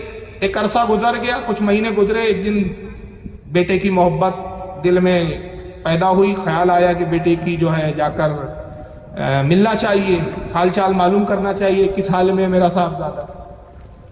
ضعیفہ جب پہنچی، اتفاق کی بات وہ کھانے کا وقت تھا، دوپہر کا وقت تھا، صاحبزادے سے ملنے پہنچی تو دیکھا کہ ایک پیالہ ہے جس میں پانی رکھا ہے، چند دن کی سوکھی روٹی ہے، اور اس روٹی وہ کڑک اتنی ہو گئی ہے کہ کھانے لائق نہیں، تو پانی کے پیالے میں وہ سوکھی روٹی ڈبا کر نرم کر کے وہ صاحبزادہ کھا رہا ہے۔ اور حالت یہ ہے کہ جب چھوڑ کے گئی تھی تو موٹا تازہ تندرست تھا، سوکھ کر کاٹا ہو گیا، ہڈیاں دکھ رہی ہیں، حالت یہ ہو گئی کہ گویا ہڈی پہ صرف چمڑا چپکا ہوا ہے۔ جیسے اپنے صاحبزادے کو دیکھا جلال میں آ گئی، غصے میں آ گئی، کہا کہ کیا عبد القادر تجھے کھانے کے لیے ٹھیک سے دیتے نہیں؟ کہا امی جان جس تاریخ سے، جس دن سے چھوڑ کر گئی ہو یہی غذا ہے میری، کھانے میں یہی سوکھی روٹی دی جاتی ہے اور یہی پانی کا پیالہ دیا جاتا ہے۔ بڑے غصے میں آئی کہ میں نے پڑھنے کے لیے چھوڑا تھا، یہ بھوکا مارنے کے لیے تھوڑی چھوڑا تھا۔ اسی غصے کے عالم میں جب سرکار غوث اعظم کے حجرے پاک میں حاضر ہوتی ہے تو کیا دیکھتی ہے کہ سرکار غوث اعظم مرغا تناول فرما رہے ہیں۔ اب دیکھا تو اور بالکل آگ بگولا ہو گئی، غصے کا جو معاملہ تھا اور عروج پر پہنچ گیا کہ صاحب میرے بیٹے کو تو سوکھی روٹیاں کھلاتے ہیں اور خود مرغا توڑ رہے ہیں۔ بس اس نے جیسے ہی دیکھا غصے میں بڑبڑانا شروع کر دیا اور کہتی ہے کہ عبد القادر یہ کیا حالات ہے، یہ سلوک ہے، ولی بنے پھرتے ہو، اپنے آپ کو ولی کہتے ہو، بزرگ کہتے ہو، عالم و فاضل سمجھتے ہو، میں نے اپنے بیٹے کو پڑھنے کے لیے بھیجا تھا، بھوکا مارنے کے لیے نہیں بھیجا تھا۔ مگر آپ اس کی بات پہ توجہ نہیں فرما رہے، کھانے میں مشغول ہے، اور یہ کرتے ہیں کہ جو ہڈیاں ہیں اس کو چباتے نہیں، ایک جگہ جمع کرتے ہیں، وہ بڑبڑاتی رہی، آپ کھانے میں مشغول رہے۔ اب آپ اس کی بات کا جواب بھی نہیں دے رہے، توجہ بھی نہیں فرما رہے، تو اس کا اور غصہ بڑھ رہا ہے، تو وہ اور غصے میں کچھ نہ کچھ بولے جا رہی ہے، یہاں تک کہ وہ بولتے رہی اور آپ کھانے سے فارغ ہوئے، ہڈیوں کو جمع کیا اور ہاتھ پھیر کے فرمایا قم باذن اللہ، اللہ کے حکم سے زندہ ہو جا۔ ہڈیوں پہ گوشت چڑھا، چمڑا چڑھا، مرغا کیں کیں کرتے ہوئے زندہ ہو گیا۔ آپ نے فرمایا اے ضعیفہ تو غلط سمجھی، تیرے بیٹے پہ ظلم نہیں کیا جا رہا ہے، اس کو بلکہ تصوف کی روحانیت کی منزلوں سے گزارا جا رہا ہے۔ پہلے وہ یہ مشقت اٹھا لے، تکلیف اٹھا لے، اور جب یہ تکلیف سے گزرے گا تو وہ مقام پائے گا کہ کھائیں گا اور پھر مرغوں کو جلاتا ہوا نظر آئے گا۔ پہلے اس منزل سے تو گزر جائے۔ تو مقام پانے کے لیے بڑی تکلیفیں اٹھانی پڑتی ہے، بنا تکلیف کے کوئی چیز ملتی نہیں ہے، آسانی سے کوئی چیز دستیاب نہیں ہوتی، اور یقین مان لیجئے جو چیز آسانی سے مل جائے اس کی قدر بھی انسان کے نزدیک ہوتی نہیں ہوتی۔ یہی وجہ ہے کہ دنیا میں مومن کو تکلیف ہوتی ہے، اور اللہ کے رسول کی حدیث پاک ہے، سرکار نے کہا دنیا مومن کے لیے قید خانہ ہے اور کافر کے لیے جنت ہے۔ اور وہ اس لیے قید خانہ ہے، تکلیفیں اس لیے، پریشانیاں اس لیے، دشواریاں اس لیے، ظلم تشدد اس لیے مسلمانوں پہ ہو رہا ہے کہ یہ تکلیفوں سے جب گزروں گے اور جب جنت میں جاؤں گے تو جنت کی نعمت کا پھر احساس ہوگا۔ اور احساس کیسا ہوگا کہ ایک حدیث میں آقا فرماتے ہیں کہ جب مومن کو جنت کے قریب لے جایا جائے گا اور جیسی جنت کا پہلا ایک جھونکا آئے گا ہوا کا، تو کہے گا خدا کی قسم دنیا میں نے کوئی تکلیف پایا ہی نہیں تھا، ایسی راحت محسوس ہوگی۔ اور کافر کو جب جہنم کی طرف لے جایا جائے گا، جہنم کا ایک گرم ہوا کا ایک جھونکا ہلکا سا آئے گا، کافر کہے گا خدا کی قسم میں نے دنیا میں کوئی راحت پایا ہی نہیں۔ تو اگر یہاں مسلمانوں پہ ظلم ہو رہا ہے، تشدد ہو رہا ہے، تو یہ مت سوچئے کہ صاحب ہم اہل ایمان ہیں تو یہ اللہ تعالیٰ یہ سب کیوں گوارا کر رہا ہے، ہم ہی پہ ظلم کیوں ہو رہا ہے، ظالم ہم پر غالب کیوں ہو رہے ہیں۔ نہیں، یہ ہماری آزمائش ہے، یہ تکلیفوں سے گزارنا اس لیے کہ تکلیفوں سے گزرے تو اس کی نعمتوں کا احساس ہو۔ اب ہمارا کام یہ ہے کہ ہم ان تکلیفوں پہ صبر کریں اور اپنے ایمان کو مضبوط بنائیں اور آخرت کی تیاریاں کریں۔ تو سرکار غوث اعظم نے اپنی زندگی میں تعلیم دی کہ اگر ولایت کا مقام چاہیے، درجہ چاہیے، تو یہ مشقتیں اور تکلیفوں سے گزرنا ہوتا ہے، اور جب انسان یہ تکلیفوں سے گزرتا ہے تو مقام ملتا ہے۔ پھر وہ بھی ایک مقام سرکار غوث اعظم کی زندگی میں آتا ہے کہ جب آپ علم ظاہر سے پوری طرح آراستہ ہو گئے اور فارغ التحصیل ہو گئے، علم مکمل ہوا آپ کا، تو سرکار صلی اللہ تعالی وسلم خواب میں تشریف لاتے ہیں اور فرماتے صاحبزادے اب تم تو ظاہری طور پر بھی علم سے آراستہ ہو گئے، علم باطن تو تم کو پہلے ہی دیا جا چکا ہے، اب تم واعظ و نصیحت کہو اور اپنے واعظ حسنہ سے لوگوں کی اصلاح کرو، لوگوں کو دین کی طرف راغب کرو، لوگوں کو ایمان کی طرف بلاؤ، لوگوں کو دعوت دو اسلام کی۔ آپ عرض کرتے ہیں کہ اے جد کریم، اے نانا جان، میں عجمی ہوں، میری مادری زبان فارسی ہے، آپ فارسی سے فارس کے رہنے والے تھے۔ گیلان جو علاقہ ہے جس کو جیلان کہتے ہیں، یہ فارس کا شہر ہے، فارس جو ایران کا شہر ہے جس کو اب ایران کہا جاتا ہے، وہاں کی جو زبان تھی وہ زبان کون سی تھی؟ فارسی تھی، آپ فارسی مادری زبان تھی آپ کی۔ اور یہ جو تھا بغداد یا عراق میں یہاں کی زبان جو تھی مادری زبان یہاں کے لوگوں کی عربی تھی۔ آپ عرض کرتے ہیں کہ اے جد کریم، ہے میرے نانا جان، یہاں عربی بولی جاتی ہے، یہاں فصیح و بلیغ خطبہ اور علماء اور فضلاء ہیں، ان کے سامنے مجھے بولنے میں ہچکچاہٹ ہوتی ہے، یہ اہل زبان ہے، میری زبان کو پکڑ لیں گے، میری زبان میں خامیاں نکالیں گے۔ یہی وجہ ہے کہ میں ہچکچاتا ہوں کہ ایسے فصیح و بلیغ زبان کے جاننے والوں کے بیچ کیسے واعظ و نصیحت کا سلسلہ شروع کریں۔ اللہ کے نبی صلی اللہ علیہ وسلم نے کہا صاحبزادے اپنے منہ کو کھولو۔ خواب میں یہ منظر دیکھ رہے ہیں، غوث اعظم نے منہ کو کھولا، اللہ کے نبی نے 7 مرتبہ اپنا لعاب دہن عطا فرمایا۔ آپ اپنا لعاب نکالتے ڈالتے کہتے صاحبزادے اور لو، 1 بار 2 بار 7 بار آپ نے لعاب دیا۔ اس کے بعد جب آپ صبح بیدار ہوئے تو فرماتے ہیں کہ رسول اللہ کے لعاب کی چاشنی میں اپنے منہ میں محسوس کر رہا تھا، لیکن اب بھی مجھ میں اتنی ہمت پیدا نہ ہوئی، ارادہ تو ہوا کہ میں اب خطاب شروع کروں، لیکن ہمت نہیں ہو پا رہی تھی۔ اسی کشمکش میں دن گزر گیا، رات میں دیکھتے ہیں کہ حضرت مولا کائنات علی مرتضیٰ رضی اللہ تعالیٰ عنہ خواب میں تشریف لاتے ہیں۔ کہتے صاحبزادے کیا تمہارے جد تمہارے نانا کا حکم کافی نہ تھا کہ مجھے آنا پڑا؟ تم واعظ و نصیحت کیوں نہیں کرتے؟ تو کہتے ہیں کہ اے جدی مجھے جو ہے ڈر لگتا ہے، ہچک ہوتی ہے۔ آپ نے کہا منہ کھولو۔ حضرت غوث اعظم نے اپنا دہن کھولا، منہ کھولا، مولا کائنات نے اپنا لعاب دیا اور پھر آپ نے اپنا 6 مرتبہ لعاب عطا فرمایا۔ غوث اعظم عرض کرتے ہیں کہ حضور رسول اللہ نے تو 7 مرتبہ دیا تھا، آپ 6 مرتبہ دے رہے، ایک اور مرتبہ عطا کریں۔ فرمایا نہیں، رسول نے 7 بار دیا، میں حضور کے برابری نہیں کر سکتا۔ اور اس کے بعد جب صبح ہوئی تو آپ نے اعلان کیا کہ آج میں واعظ کہوں گا۔ چنانچہ آپ نے اپنے ہی مدرسے میں خطاب کرنا شروع کیا۔ آپ کے استاد کا وصال ہو چکا تھا، حضرت ابو سعید محمد مبارک رضی اللہ تعالیٰ عنہ، اور وہ انتقال سے پہلے وصیت کی تھی کہ اب میری مسجد پر جو ہے عبد القادر جو ہے میری مسجد کو سنبھالیں گے۔ بہرحال آپ نے خطاب شروع کیا اور آپ کے خطاب کا اثر یہ ہوا کہ مجمع بڑھنا شروع ہوا۔ پھر آپ مدرسے سے منتقل ہو کر مسجد میں تشریف لائے، مجمع پھر بڑھا، مسجد بھی تنگ ہو گئی۔ مسجد میں خطاب کرنے لگے، مسجد تنگ ہو گئی.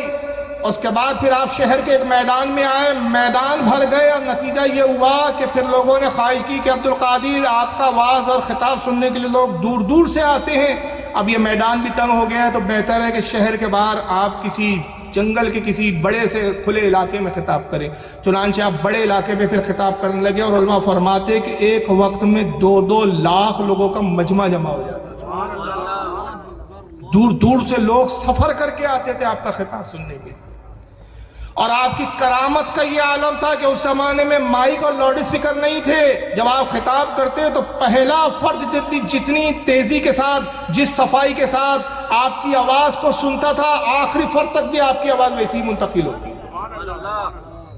اور اس واعظ و نصیحت کا کیا ہوا خود حضرت امام ابو الحسن چتنوفی رحمۃ اللہ علیہ نقل کرتے ہیں، اور حضرت امام محمد بن یحییٰ قلائد الجواہر میں اس کو نقل کر دے. غوث اعظم کے اس قول کو انہوں نے دونوں بزرگوں نے نقل کیا کہ سرکار غوث اعظم فرماتے ہیں کہ میرے واعظ میں حتیٰ کہ یہودی اور عیسائی بھی آتے اور میرا واعظ سنتے، پھر اسلام پر اعتراض کرتے، میں جواب دیتا، اور نتیجہ یہ ہوتا کہ میرے واعظ سے اور میرے جوابات سے ان کے دل کھل جاتے، اور اللہ کے فضل و کرم سے پھر وہ اسلام قبول کرتے. اور نتیجہ یہ ہوا کہ میرے اس واعظ کی برکتوں کا اثر یہ ظاہر ہوا کہ 5000 یہودوں اور نصارہ نے صرف میرے واعظ کی بنیاد پر میرے ہاتھ پر اسلام کو قبول کیا.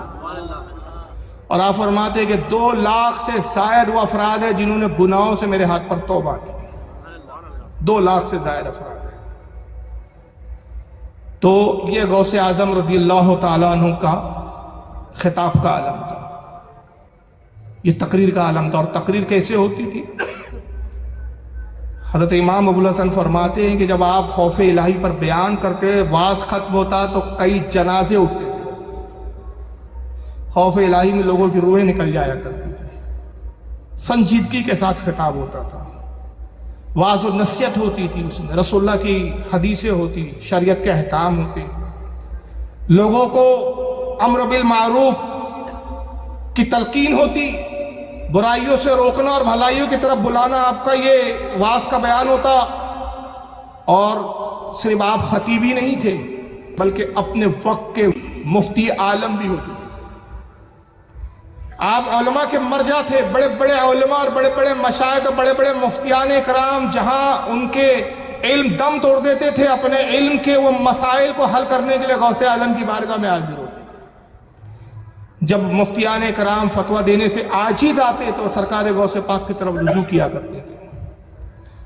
چنانچہ حضرت امام ابو الحسن چتنوفی رحمۃ اللہ علیہ کو واقعہ نقل کرتے ہیں کہ غوث اعظم کا ظاہری دور تھا کہ ایک شخص نے قسم کھائی کہ یہ منت میری پوری ہو گئی. ایک منت مانگی اس نے اللہ کی بارگاہ میں، کہا پروردگار اگر یہ کام ہو گیا تو میں تیری ایسی عبادت کروں گا کہ پورے روئے زمین پر میرے علاوہ وہ عبادت کرنے والا کوئی نہیں، میں تنہا وہ عبادت کروں گا. قسم کھا لی، منت پوری ہو گئی، لیکن اب خیال آیا کہ ایسی کون سی عبادت کروں کہ میں تنہا وہ عبادت کرنے والا رہوں، پوری دنیا میں وہ عبادت اس وقت کوئی کرنے والا ہی نہ ہو. بڑا پریشان ہوا، وہ بہت سوچا، کچھ سمجھ میں نہیں آیا. علماء کی طرف، مفتیان کرام کی طرف اس نے رجوع کیا اور استفتاء کیا، فتویٰ پوچھا. سارے مفتیان کرام عاجز آگے کہا کہ تیری قسم ہی فضول ہے، تو نے بےہودہ قسم کھائی ہے، غلط قسم کھائی ہے، بہتر یہ ہے کہ اپنی قسم کو توڑ اور اس کا کفارہ دے دے. اس نے کہا نہیں، کفارہ تو نہیں دوں گا، کچھ تو حل لوں گا، آپ غور کرو. آخر میں تمام مفتیان کرام نے فیصلہ کیا کہ سرکار غوث اعظم کی طرف رجوع کیا جائے. وجہ یہ ہے کہ اتنا مشکل مرحلہ ہے کہ اس کا جواب دینے سے ہم عاجز ہیں کہ ایسی کون سی عبادت ہے جس پہ دعویٰ کیا جائے کہ یہ جس وقت یہ عبادت میں مشغول ہو، دنیا میں روئے زمین پر اس کے علاوہ وہ عبادت میں کوئی مشغول نہ ہو. بھائی یہ روزہ رکھے تو کیا گارنٹی کہ دنیا کے کسی نہ کسی کونے پہ اس دن کوئی روزے سے نہ ہو. یہ درود پڑھے تو کیا گارنٹی کہ کوئی اور درود پڑھنے والا نہیں. یہ نماز پڑھے تو کیا گارنٹی کہ اس وقت کوئی نماز نہیں پڑھ رہا. تو ایسی کوئی عبادت ہی نہیں ہے جس پر یہ دعویٰ کیا جائے کہ یہ عبادت میں مشغول ہے تو اس عبادت میں اس وقت کوئی دوسرا مشغول نہیں ہے. جب یہ مسئلہ سرکار غوث اعظم کی بارگاہ میں آیا تو آپ نے فی البدی قلم اٹھا کے جواب تحریر فرمایا، سوچا نہیں، غور فکر نہیں کیا. یہ آپ کے فتوی کی دینے کی صورت کا علم تھا. آپ نے فرمایا اس میں کیا پیچیدگی ہے، خانہ کعبہ کو خالی کروا دیا جائے اور اس سے کہے کہ وہ تنہا طواف کر لے. اس لیے کہ روئے زمین پر کعبہ ایک ہی ہے اور کعبہ کا طواف بھی عبادت اور نیکی ہے. جس وقت یہ طواف کریں گا تو یہ تنہا ہوں گا، کوئی اس کے طواف میں شریک ہوں گا. اس کی قسم پورا کرنے کے لیے بادشاہ کو کہا جائے کہ خانہ کعبہ کو کچھ لمحوں کے لیے خالی کروا دیا جائے، لوگوں کو ہٹا دیا جائے اور یہ تنہا طواف کر لے، اس کی قسم پوری ہو جائے گی۔ تو اندازہ لگائیے کہ سرکار غوث اعظم رضی اللہ تعالیٰ عنہ اپنے وقت کے کتنے بڑے مفتی تھے کہ وہ مسائل کے جہاں پر مفتیان اکرام اپنے گھٹنے ٹیک دیا کرتے تھے، سرکار غوث اعظم منٹوں میں، گھڑی بھر میں ان مسائلوں کو حل فرما دیا کرتے تھے۔ اور شریعت پر آپ کا عمل اور تقوی، باوجود اس کے کہ آپ غوث وقت تھے، غوث وقت کیا غوث زمانہ ہے، بلکہ امام مہدی تک آپ کا یہ پورا زمانہ آپ کی غوثیت کا زمانہ ہے، پورا یہ زمانہ آپ کی غوثیت عظمیٰ کا ہے، سارے ولی آپ کے ماتحت ہے۔ بلکہ اعلیٰ حضرت فرماتے ہیں کہ کوئی ولی ہی اس وقت تک ولی نہیں بنتا جب تک اس کی ولایت کی سند پر آپ اپنی مہر نہ لگا دیں۔ لیکن شریعت سے بے باک نہیں ہو گئے کہ میں تو اب غوث عالم ہوں، غوث اعظم ہوں، غوثیت عظمیٰ اور غوثیت کبریٰ کے منصب پر فائز ہوں، مجھے شریعت کی کیا پابندی کی ضرورت نہیں، بلکہ جتنا مقام بلند ہوتا ہے اتنی شریعت کی پابندی بڑھتی ہے۔ حضرت مخدوم اشرف جہانگیر شبنانی رحمۃ اللہ تعالیٰ علیہ فرماتے ہیں لطائف شریفی میں، یاد رکھو کہ شریعت پرکھنے کی کسوٹی ہے، شریعت پرکھنے کی کسوٹی ہے، شریعت پر ولی کو پرکھا جاتا ہے، ولی سے شریعت نہیں پرکھی جاتی۔ کتنا پیارا جملہ، اس کی اہمیت کو آپ سمجھیں۔ اور آج زمانہ کیا آ گیا، ہمارے پیر صاحب ایسا کرتے، ابے تیرے پیر کی حیثیت کیا ہے، یہ بتا کہ شریعت کیا کہتی ہے۔ اگر تیرا پیر شریعت پر عمل کرتا ہے تو پیر ہے، شریعت پر عمل نہیں کرتا تو وہ پیر نہیں ہے۔ کہ شریعت جو ہے وہ کسوٹی ہے، جو شریعت پر عامل ہے وہ ولی ہے، اور جو شریعت پر عامل نہیں وہ ولی ہو ہی نہیں سکتا۔ بلکہ یہاں تک کہ حضرت جنید بغدادی رحمت اللہ تعالیٰ علیہ جو غوث پاک کے دادا پیروں میں فرید الدین عطار ان کا یہ قول نقل کرتے تذکرۃ الاولیاء صفحہ 212 پہ کہ فرماتے ولی وہ ہے جو اللہ رسول اور اللہ رسول کی اطاعت کرے، اور اس طرح وہ اللہ رسول کی اطاعت کرے کہ اس کے ایک ہاتھ میں قرآن ہو اور دوسرے ہاتھ میں حدیث رسول۔ اگر اس کے ہاتھ قرآن اور حدیث رسول سے خالی ہے تو پھر فرماتے ہیں کہ وہ ولی نہیں ہے بلکہ وہ زندیق ہے۔ زندیق کہتے ہیں وہ مجوسیوں کو جو آگ کے پجاری ہوتے ہیں یا دین کے منکر کو زندیق کہا جاتا ہے۔ مگر یہ زمانہ بڑا عجیب ہو گیا ہے صاحب، شریعت پہ ولی نہیں پرکھے جا رہے، ولی صاحب ایسا کرتے اس لیے جائز ہے، اور ولی صاحب کر کے ہمیں ایسے ایسے ولی پیدا ہو گئے، ایسے ایسے پیر پیدا ہو گئے کہ نیٹوں پہ ویڈیو دیکھ کر آدمی حیران ہے۔ بیچ میں ایک پیر صاحب کو دیکھا لڑکیوں سے چپٹے ہوئے رہتے جب، عورت چمٹو پیر صاحب ہے، ولی صاحب ہے، قوالی ہو رہی ہے صاحب، ہزاروں لاکھوں کے نوٹ داڑھی منڈے قوالوں پہ نثار کر دے رہے ہیں صاحب، پیر صاحب ہے صاحب، کرامت ہے ان کی۔ اور ایک عجیب نیا فیشن چلا، پھولوں کے اندر ہی دفن ہو جا رہے ہیں گردن تک، دیکھے ہوں گے اس طرح کے ویڈیو آئے، اتنے گلاب کے پھول ڈالے کہ پیر صاحب کی گردن دکھ رہی ہے باقی کچھ دکھ ہی نہیں رہا ہے۔ کیا ہے صاحب، یہ پیر ہیں، یہ ولی ہیں ہمارے حضرات۔ ارے کیا کرامت کیا ہے آپ کے حضرت کی، بھائی اتنے بڑے پیر صاحب ہیں کہ صاحب عورتیں پیر دباتی ہیں، بڑے بڑے سیٹ مرید ہیں۔ مولانا روم فرماتے ہیں کہ یہ ولی نہیں ہے بلکہ کیا ہے، کارے شیطان می کند نامش ولی، گر ولی ایس تو لعنت بر ولی۔ کام شیطان کے کرتا ہے اور کہتا ہے کہ میں اللہ کا ولی ہوں، اگر یہی ولی ہے تو فرماتے کہ ایسے ولی پر پھر اللہ کی لعنت ہے۔ کام تو شیطان کے کرتا۔ یاد رکھیے شریعت راستہ ہے، یہ اعلیٰ حضرت کا قول ہے۔ اعلیٰ حضرت کیا فرماتے، بڑی پیاری تشریح کی ہے آپ نے اس کی، شریعت راستہ ہے، طریقت سواری ہے۔ شریعت راستہ ہے، طریقت سواری ہے، حقیقت نشان منزل ہے اور معرفت منزل مقصود ہے۔ تو جب تک شریعت کے راستے پر نہیں چلیں گا نشان منزل تک پہنچیں گا ہی نہیں، معرفت کی منزل تک نہیں پہنچیں گا۔ آگے آ جائیے بھائی تھوڑا سا، پیچھے کچھ لوگ کھڑے ہوئے ہیں۔ تو سرکار غوث اعظم چونکہ ولیوں کے سردار تھے اس لیے شریعت پر بھی سب سے بڑھ کر آپ کاربن تھے اور شریعت پر فائز تھے۔ یہاں تک کہ لکھا گیا کہ ایک مرتبہ آپ سفر میں پیاس کی شدت محسوس ہوتی ہے، اچانک کالے بادل چھاتے اور بارش ہونا شروع ہوتی ہے۔ یہاں تک کہ زمین پوری جل تھل ہو گئی. آپ نے کچھ پانی کو نوش فرمایا, پھر وہ کالے گھنے بادل چھٹے اور ایک نور ظاہر ہوا, ایک روشنی بڑی تیز, اتنی تیز روشنی کہ آنکھیں چندی آ جائیں, اور نور سے آواز آتی ہے, عبد القادر میں تیرا رب ہوں, عبد القادر میں تیرا رب ہوں, اور عبد القادر تجھے خوشخبری ہے کہ میں تیری عبادت اور ریاضت سے بڑا خوش ہوا, اور جتنے حرام کام تھے سب میں نے تجھ پر حلال کر دیے, نعوذ باللہ, حتیٰ کہ میں نے تجھ پہ آج سے نماز بھی معاف کر دی. جیسی یہ نور سے آواز آئی, آپ پر ہم ہوتے تو خوش ہو جاتے, ارے واہ یار کمال ہو گیا بھائی, اللہ راضی ہو گیا, یہ نور ہے, اللہ تو نور ہے. قرآن میں اللہ نے فرمایا اللہ نور السماوات والارض, اللہ زمین و آسمان کو نور ہے, نور ہے, اللہ تو نور. روشنی آئی, ظاہر ہو گیا, آواز ہو گئی, بھائی اب ہو گیا, اللہ نے کہہ دیا, بشارت دے دی, آج سے نماز معاف, سارے حرام حلال ہو گئے. مگر وہ غوث اعظم تھے, آپ نے فرمایا لا حول ولا قوت الا باللہ العلی العظیم. جیسی لاحول پڑا سارا نور دھواں ہو. کون تھا وہ؟ ابلیس, شیطان. آواز آئی, عبد القادر آج تجھے تیرے علم نے بچا لیا. دیکھیے دوسرا حملہ تھا. ہم ہوتے تو اپنے علم پہ گھمنڈ کرتے, کہتے ہاں دیکھا نا, ہوں نا, میں بھی عالم ہوں کہ نہیں, علم رکھتا ہوں کہ نہیں. لیکن غوث اعظم دیکھا, مردود پھر دھوکہ دیتا ہے, مجھے میرے علم میں نہیں, میرے اللہ نے بچایا. یہ میں فضل خدا بندی قدوس سے بچا ہوں.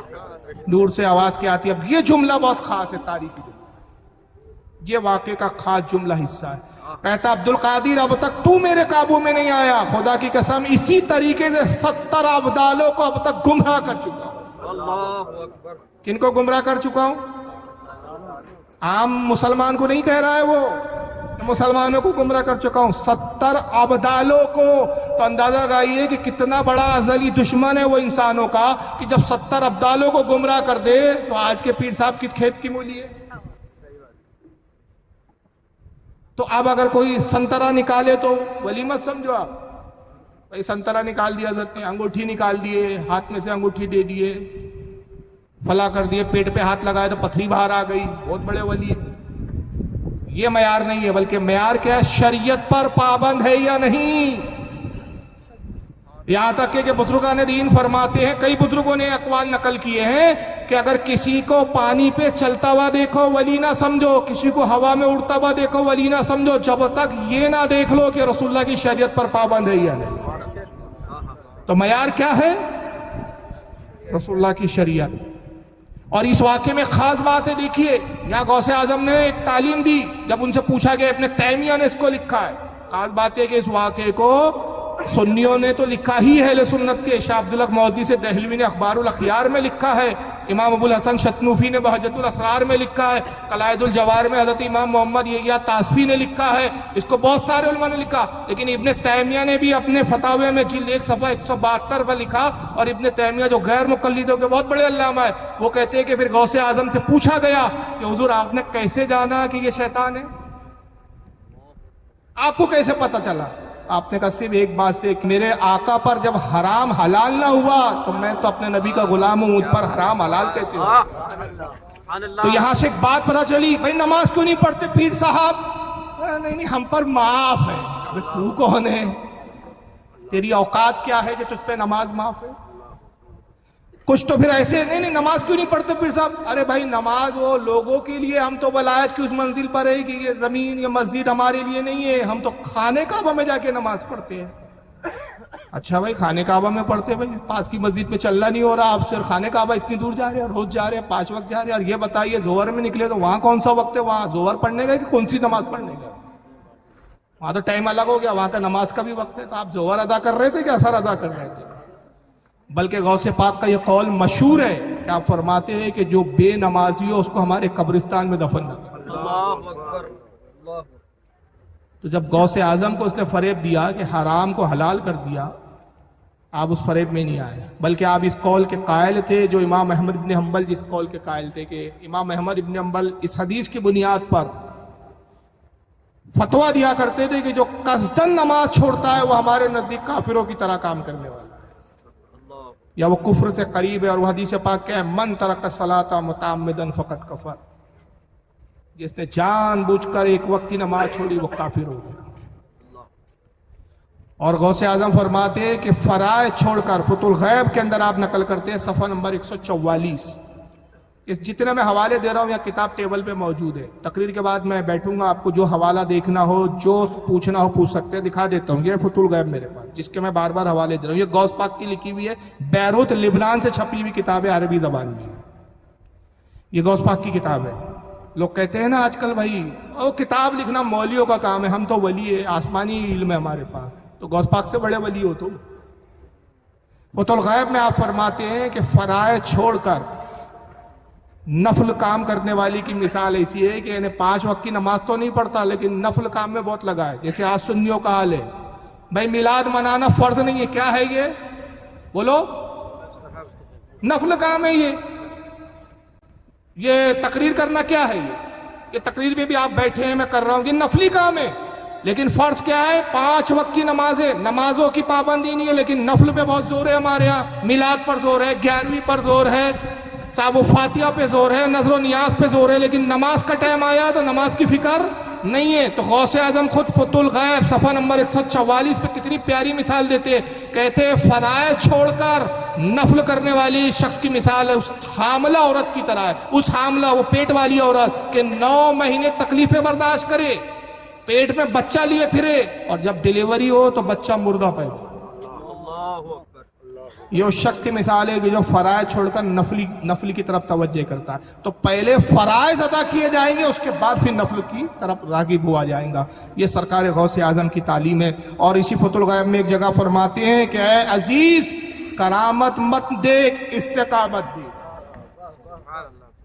کرامت ولایت کا معیار, میں نے کہا نا 70 نکال دیے تو اللہ کے ولی, انگوٹھی دے دیے تو اللہ کے ولی, پیٹ کا پتھر نکل گیا تو اللہ کے ولی. حضرت آئے صاحب پانی پڑھ کے دے دیا, صاحب وہ بیمار تھے ہمارے گھر میں, لنگڑے تھے چلنے لگ گئے. یہ معیار نہیں ہے, یہ شعبے بازی بھی ہو سکتی ہے. پہلے دیکھو پیر صاحب شریعت کے پابند ہے یا نہیں. شریعت کے پابند ہے تو پھر پانی بھی ٹھیک ہے, دعا بھی ٹھیک ہے, پھوک بھی ٹھیک ہے. اور شریعت پر پابند نہیں تو پھر یہ پھوک بھی جو ہے یہ کچھ نہ کچھ ڈپلیکیٹ والا معاملہ ہے. تو آپ خود غوث اعظم کی تعلیم کیا فرماتے ہیں, عزیز کرامت مت دیکھ, استقامت دیکھ, یعنی شریعت پر مضبوطی دیکھ کہ جتنا شریعت کا پابند ہے اتنا بڑا اللہ کا ولی ہے. ایک شخص آتا ہے سرکار غوث اعظم کی خدمت میں, بڑے چرچے سنے کہ حضور مردوں کو جلا دیتے ہیں, لنگڑوں کو چلا دیتے ہیں, بیماروں کو شفا دیتے ہیں, کوڑیوں کو اچھا کر دیتے ہیں. کہا چلو اپنی آنکھوں سے غوث پاک کی کرامت دیکھوں. آیا حضور میں مہمان آیا ہوں, آپ کے کچھ دن قیام کرنا چاہتا ہوں, آپ کی صحبت اختیار کرنا چاہتا ہوں. کہا رہو, شوق سے رہو. ایک حجرہ دے دیا گیا. 40 دن تک وہ غوث اعظم کا مہمان رہا. سرکار غوث اعظم کی مجلس میں آتا, آپ کے پیچھے نماز پڑھتا, ایک ایک لمحہ غوث اعظم کے ساتھ گزارتا, بڑی باریکی سے نگاہ رکھتا. لیکن اتفاق کی بات, پورے 40 دن کے اس عرصے میں ایک بھی کرامت آپ سے ظاہر نہیں ہوئی.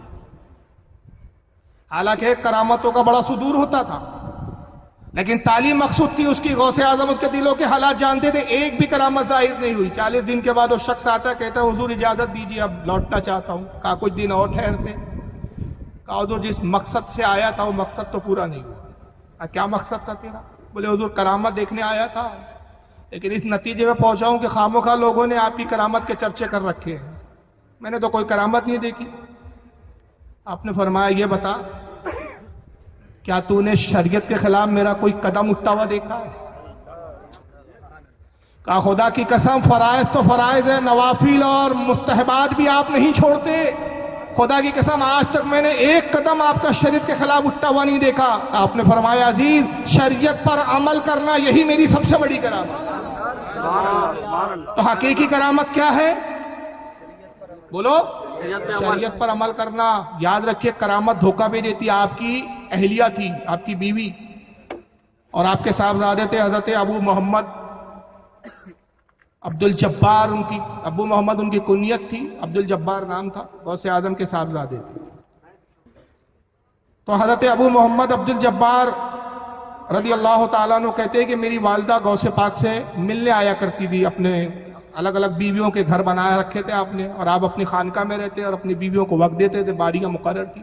تو کوئی بیوی کبھی کبھار آپ سے کسی ضرورت, کسی سامان کی طلبی کے لیے کوئی ضرورت ہے گھر کی, تو خانقاہ حاضر ہوتی تھی. تو حضرت ابو محمد عبد الجبار رضی اللہ تعالیٰ عنہ کہتے ہیں کہ میری والدہ اکثر اس وقت آتی کہ رات میں مجمع نہیں ہوتا تھا, دن میں ملنے ملانے والے ہوتے. اب پردہ نشین خاتون تھی, ظاہر ہے غوث پاک کی بیوی ہے, تو رات میں اب آتی. تو والدہ کی کرامت یہ تھی کہ آپ انگلی پہ پھونک مارتی, ایک شعلہ بلند ہوتا اور شعلے کی روشنی میں آپ راستہ طے کرتی. اور اس واقعے کو کون لکھ رہے ہیں؟ اس کو ملا علی قاری نے اپنی کتاب نزہۃ الخاطر الفاتر کے اندر نقل کیا, صفحہ نمبر 98, اور اعلیٰ حضرت الملفوظ نے بھی اس کو بیان کیا. پھونک مارتی وہ, انگلی پر کیا ہوتا؟ شعلہ بلند ہو جاتا, اور اتنی روشنی تیز ہوتی کہ اس سے راستہ دکھنے لگتا ہے. اس روشنی سے رہنمائی لیتے وہ غوث پاک کے حجرے تک پہنچتی. جب حجرے کے قریب آتی پھونک مارتی, شعلہ بجھ جاتا, پھر حجرے میں داخل ہوتی. لیکن اتفاق کے کئی دن تک یہ معاملہ رہا, غوث پاک کو ظاہری طور پر اس کی خبر نہیں تھی. ایک مرتبہ یہ ہوا کہ غوث پاک ان کے ساتھ چل رہے تھے, تو انہوں نے کہا, ایک دور تک غوث پاک ساتھ میں, اور کہا کہ اب آگے تم اپنے گھر چلی جاؤ. تو کہا کہ حضور ٹھیک ہے میں چلی جاتی ہوں. کہا اندھیرا ہے, میں کوئی خادم ساتھ میں کر دیتا ہوں. تو کہتی نہیں, اندھیرے سے مجھے ڈرنے کی ضرورت نہیں, اللہ نے مجھے بھی آپ کے طفیل ایک کرامت دی. کہا کیا کرامت ہے تمہاری؟ کہا دیکھیے پھونک مارا, انگلی پہ شعلہ آ گیا. غوث اعظم نے پھونک مارا, وہ شعلہ بجھ گیا, دعا ہو گیا. کہا یہ کیا ہوا؟ کہا نیک بخت, وہ شعلہ تیری کرامت نہیں ہے, یہ ابلیس کی طرف سے, اور تو سمجھ نہ سکی کہ یہ رحمانی شعلہ نہیں ہے, اللہ کی طرف سے نہیں, یہ ابلیس کی کارستانی ہے. پھر اس کے بعد آپ نے پھونک ماری, دوبارہ روشنی نور ظاہر ہوا, کہ آپ یہ رحمانی نور ہماری طرف سے لیں. اب میں بتانا یہ چاہتا اس واقعے سے کہ غوث اعظم کی بیوی ہے, تو آج کا پیر اور آپ اور ہم کس کھیت کی مولی ہے؟ تو کرامت کبھی معیار نہیں ہو سکتا, بلکہ استقامت, شریعت کی پابندی, یہی اصل چیز ہے. اور باوجود غوث اعظم, کرامت پہ تو میں ذکر ہی نہیں کر رہا کیونکہ آج کا موضوع کرامت نہیں ہے, ورنہ کرامت تو اتنی ہے کہ پھر بیان کرتے کرتے یہ رات ایک کیا کئی راتیں کم پڑ جائیں. ہماری تعلیمات پر ہم بات کر رہے ہیں, تو یہ تعلیمات دی غوث پاک نے کہ استقامت دیکھو, کرامت مت دیکھو. اور دوسری چیز آپ میں عاجزی اور انکساری, عاجزی اور انکساری کا یہ عالم تھا. جبکہ تھوڑا سا اگر کسی کو پاور آ جائے نا تو صاحب وہ کنٹرول میں نہیں آتا کسی کے, پھر تو کسی کے باپ سے نہیں سمجھتا. مگر غوث اعظم تمام بلیوں کے تاجدار, صاحب کرامت, مگر اس کے باوجود بہت عاجزی تھی. اور عاجزی کیوں تھی؟ عاجزی اس لیے کہ ولی میں عاجزی ایک ہنر ہوتا ہے. یاد رکھیے, بزرگان دین فرماتے ہیں کہ عاجزی حضرت آدم علیہ السلام کی وراثت, یہ حضرت آدم کی سنت ہے. عاجزی کیا ہے؟ اگر عاجزی نہ ہوتی تو توبہ نہ کرتے, توبہ کی, اور توبہ کی تو پھر جنت سے آئے تھے, جنت کی طرف لوٹ گئے. عاجزی حضرت آدم کی سنت ہے, اور گھمنڈ اور غرور کس کا طریقہ ہے؟ یہ ابلیس کا طریقہ ہے, آج تک اڑا ہوا ہے. اور یاد رکھیے, انبیاء اکرام, اولیاء اکرام, باوجود اس کے کہ اللہ تعالیٰ ان کو بڑے منصب عطا کرتا ہے, مگر یہ منصب پر مغرور نہیں ہوتے, غرور نہیں کرتے, گھمنڈ نہیں کرتے, عاجزی اختیار کرتے. میں نے ایک واقعہ پڑھا تھا تو ہل گیا تھا.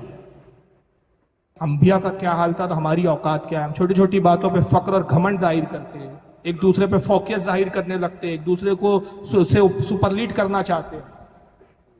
موسیٰ علیہ السلام کوہ طور پر جاتے ہیں, اللہ سے ہم کلام ہوئے. رب تبارک و تعالیٰ نے ارشاد فرمایا, موسیٰ کل جب کوہ طور پر لاؤ تو اپنی پوری امت پہ ایک نظر ڈالنا, اور تیری امت میں جو سب سے بڑا گناہ گار ہو اس کو کوہ طور پر ساتھ میں لے آ.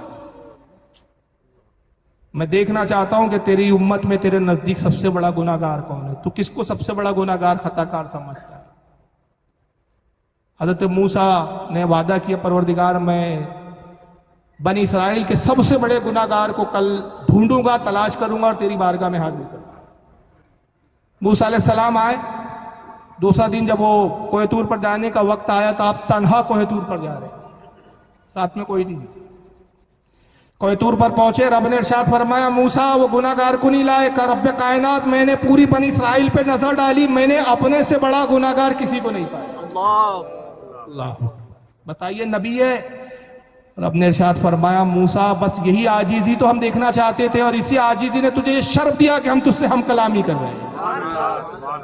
تو جو جتنا جھکتا ہے اتنا اس کا مقام و مرتبہ بلند ہوتا ہے. اور یہی رسول اللہ میں عاجزی تھی. سرکار تو تمام انبیاء کے سردار، ساری کائنات کا مالک بنا دیا پروردگار، مگر اس کے باوجود عالم کیا تھا؟ صحیح بخاری کی حدیث ہے، مسلم میں موجود ہے، ترمذی میں ہے، نسائی میں ہے، امام احمد نے مسند میں احمد میں لکھا، امام ابن ابی شیبہ نے المصنف میں لکھا، میرے پاس متعدد حوالے ہیں کہ ایک یہودی اور ایک مسلمان کا آپس میں جھگڑا ہو گیا.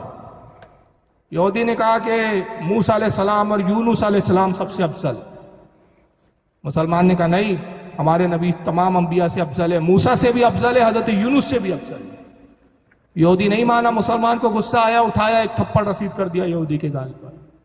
یہودی رونے لگا، غصہ آیا، اس کو کہا چل تیری شکایت میں تیرے ہی نبی محمد سے کرتا ہوں صلی اللہ علیہ وسلم. اس کو کھینچتے ہوئے لے گیا اور کہا کہ محمد صلی اللہ علیہ وسلم فیصلہ کیجئے، ہمارے درمیان اختلاف ہو گیا، میں نے کہا کہ یونس اور موسیٰ سب سے افضل ہے. اس بات پہ ناراض ہوا اور اس نے مجھے تھپڑ مارا. اللہ کے نبی نے نہیں کہا تو نے بہت اچھا کام کیا، جبکہ یہ حقیقت تو یہی، ہمارا ایمان اور عقیدہ یہی ہے کہ سب سے افضل کون ہے؟ رسول اللہ. لیکن دیکھیے تعلیم دینے کے لیے آپ نے کیا فرمایا؟ بخاری کے الفاظ فرمایا لا یقولن احدکم انی خیر من یونس ابن متى. کہے لوگوں تم میں سے کوئی مجھے یونس ابن متى سے بہتر قرار نہ دے، کوئی تم میں سے نہ. یہ تو بخاری کے الفاظ ہے، اور بلکہ ایک اور روایت میں جو الفاض میں نے دیکھے یہ اس سے زیادہ شدید الفاظ ہیں جو ابن ماجہ میں نے اپنی سنن میں لکھا ہے، اس کو کتاب الزہد میں حدیث نمبر 4274. ابھی جو الفاظ میں سناؤں گا حوالے پہلے نقل کر رہا ہوں. مسند احمد میں امام احمد اس کو لائے حدیث نمبر 9831. امام حاکم المستدرک میں لائے ہیں حدیث نمبر 4122. اور امام بغوی نے شرح السنہ میں اس کو نقل کیا 4301 پر، اور اس میں حضرت ابو ہریرہ سے الفاظ ہے. وہ کیا ہے؟ قال رسول اللہ صلی اللہ علیہ وسلم انا خیر من یونس ابن متى فقد کذب. کہا کہ جس نے یہ کہا کہ میں یونس ابن متى سے افضل اور بہتر ہوں، وہ جھوٹا ہے. حالانکہ جھوٹ تو نہیں ہے، حقیقت کیا ہے؟ حقیقت یہی ہے کہ حضور تمام نبیوں سے افضل ہے. عاجزی یہ رسول اللہ کی سنت ہے. اور ابو بکر صدیق کی عاجزی کا کیا حال تھا؟ حضرت امام احمد، ان کی کتاب امام احمد ابن حنبل کی الزہد، اس کی حدیث نمبر 560 ہے کہ ابو بکر صدیق اکثر یہ کہتے کاش میں ابو بکر نہ ہوتا بلکہ کسی مومن کا پہلو کا ایک بال ہو. کہاں کا بال ہوتا؟ سینے کا نہیں. حضرت عمر کہتے تھے میں کاش ابو بکر کے سینے کا بال ہوتا. اور حضرت ابو بکر عاجزی میں کیا کہتے تھے؟ کاش میں کسی مومن کے پہلو کا ایک بال ہوتا. تو یہ عاجزی جو ہے نا، یہ زیور ہے مومن کا.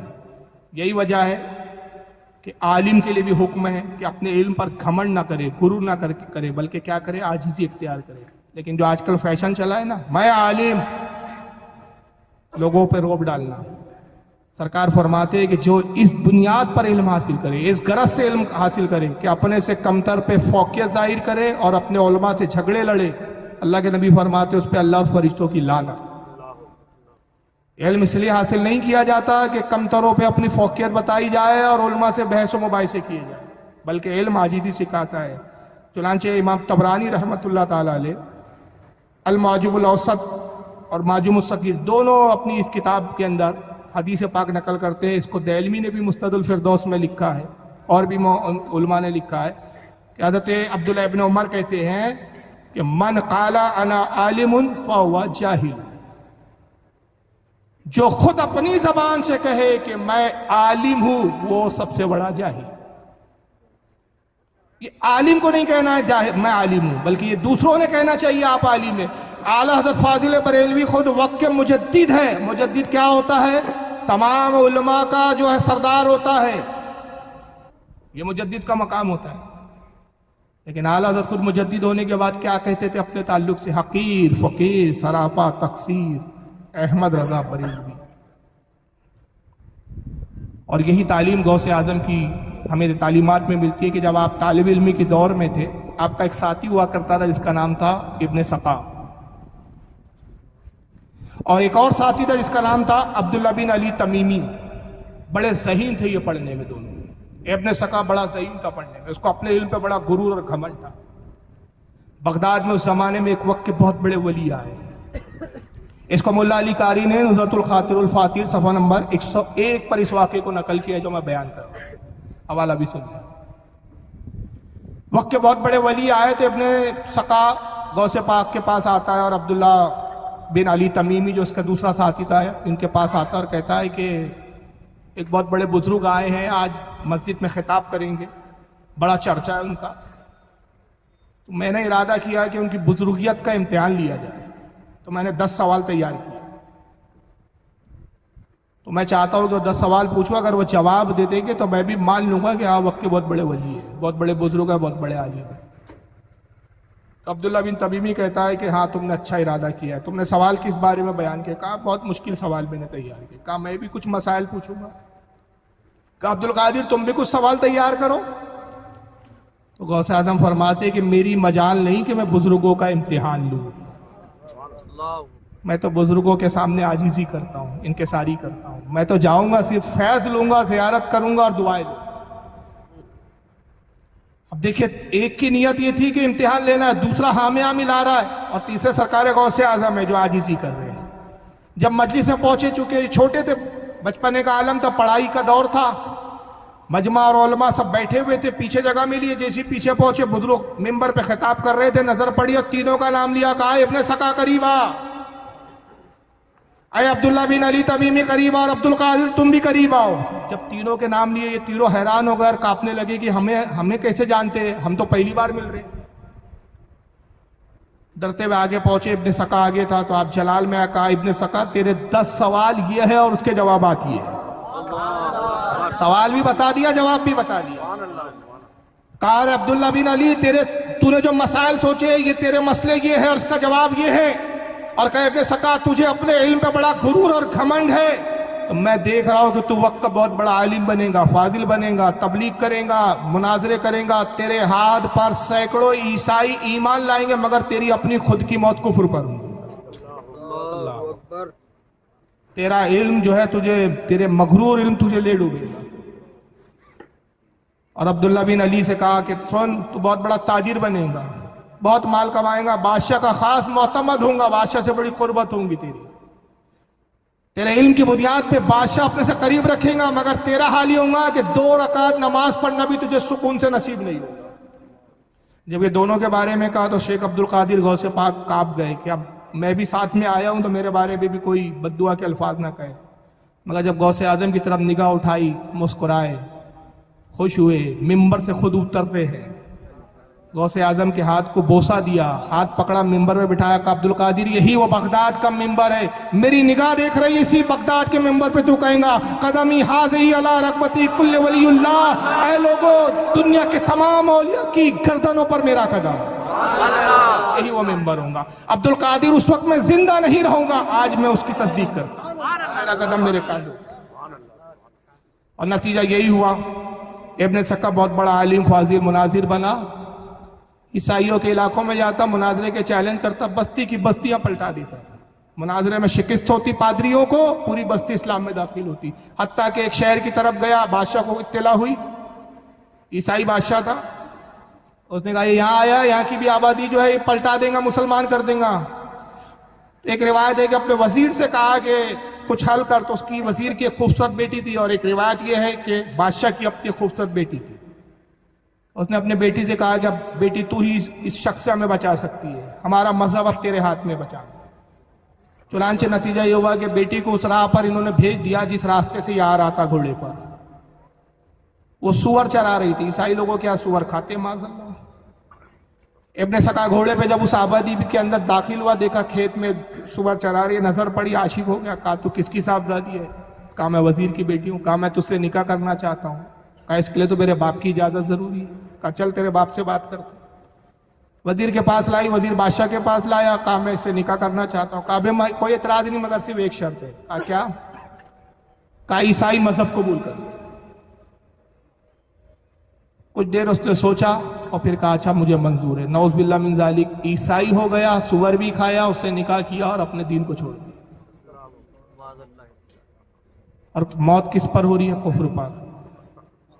اور عبداللہ بن علی تمیمی خود کہتا ہے خود کہتے ہیں کہ میرا واقعی وہی حال ہوا، بزرگ کی بددعا کا اثر یہ ہوا کہ میں نے مال بھی خوب کمایا، تجارت بھی خوب کی، حتیٰ کہ میرے علم نے مجھے یہ فائدہ دیا ہے کہ بادشاہ مجھ سے مشورہ کرتا، میں بادشاہ کے قریب ہوا، مگر اپنی دولت اور کاروبار میں ایسا ڈوبا اپنی دنیا میں کہ نماز پڑھنے کھڑا ہوتا اور حساب کے چکر میں پڑ جاتا، اس کو دینا ہے، اس کو لینا ہے، اس کو اب بھول جاتا کہ 2 رکعت پڑھی کہ 1 رکعت پڑھی کہ 3 رکعت پڑھی، تا زندگی میں سکون سے نماز نہیں پڑھ سکا۔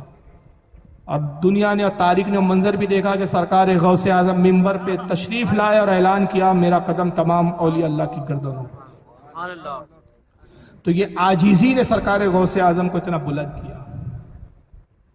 حضرت شیخ شرف الدین سعدی شیرازی، ان کو حافظ شیرازی کہا جاتا ہے، گلستان سعدی ان کی فارسی زبان میں پہلے مدارس میں پڑھائی جاتی تھی، ابھی پتہ نہیں پڑھائی جاتی ہے کہ مولانا صاحب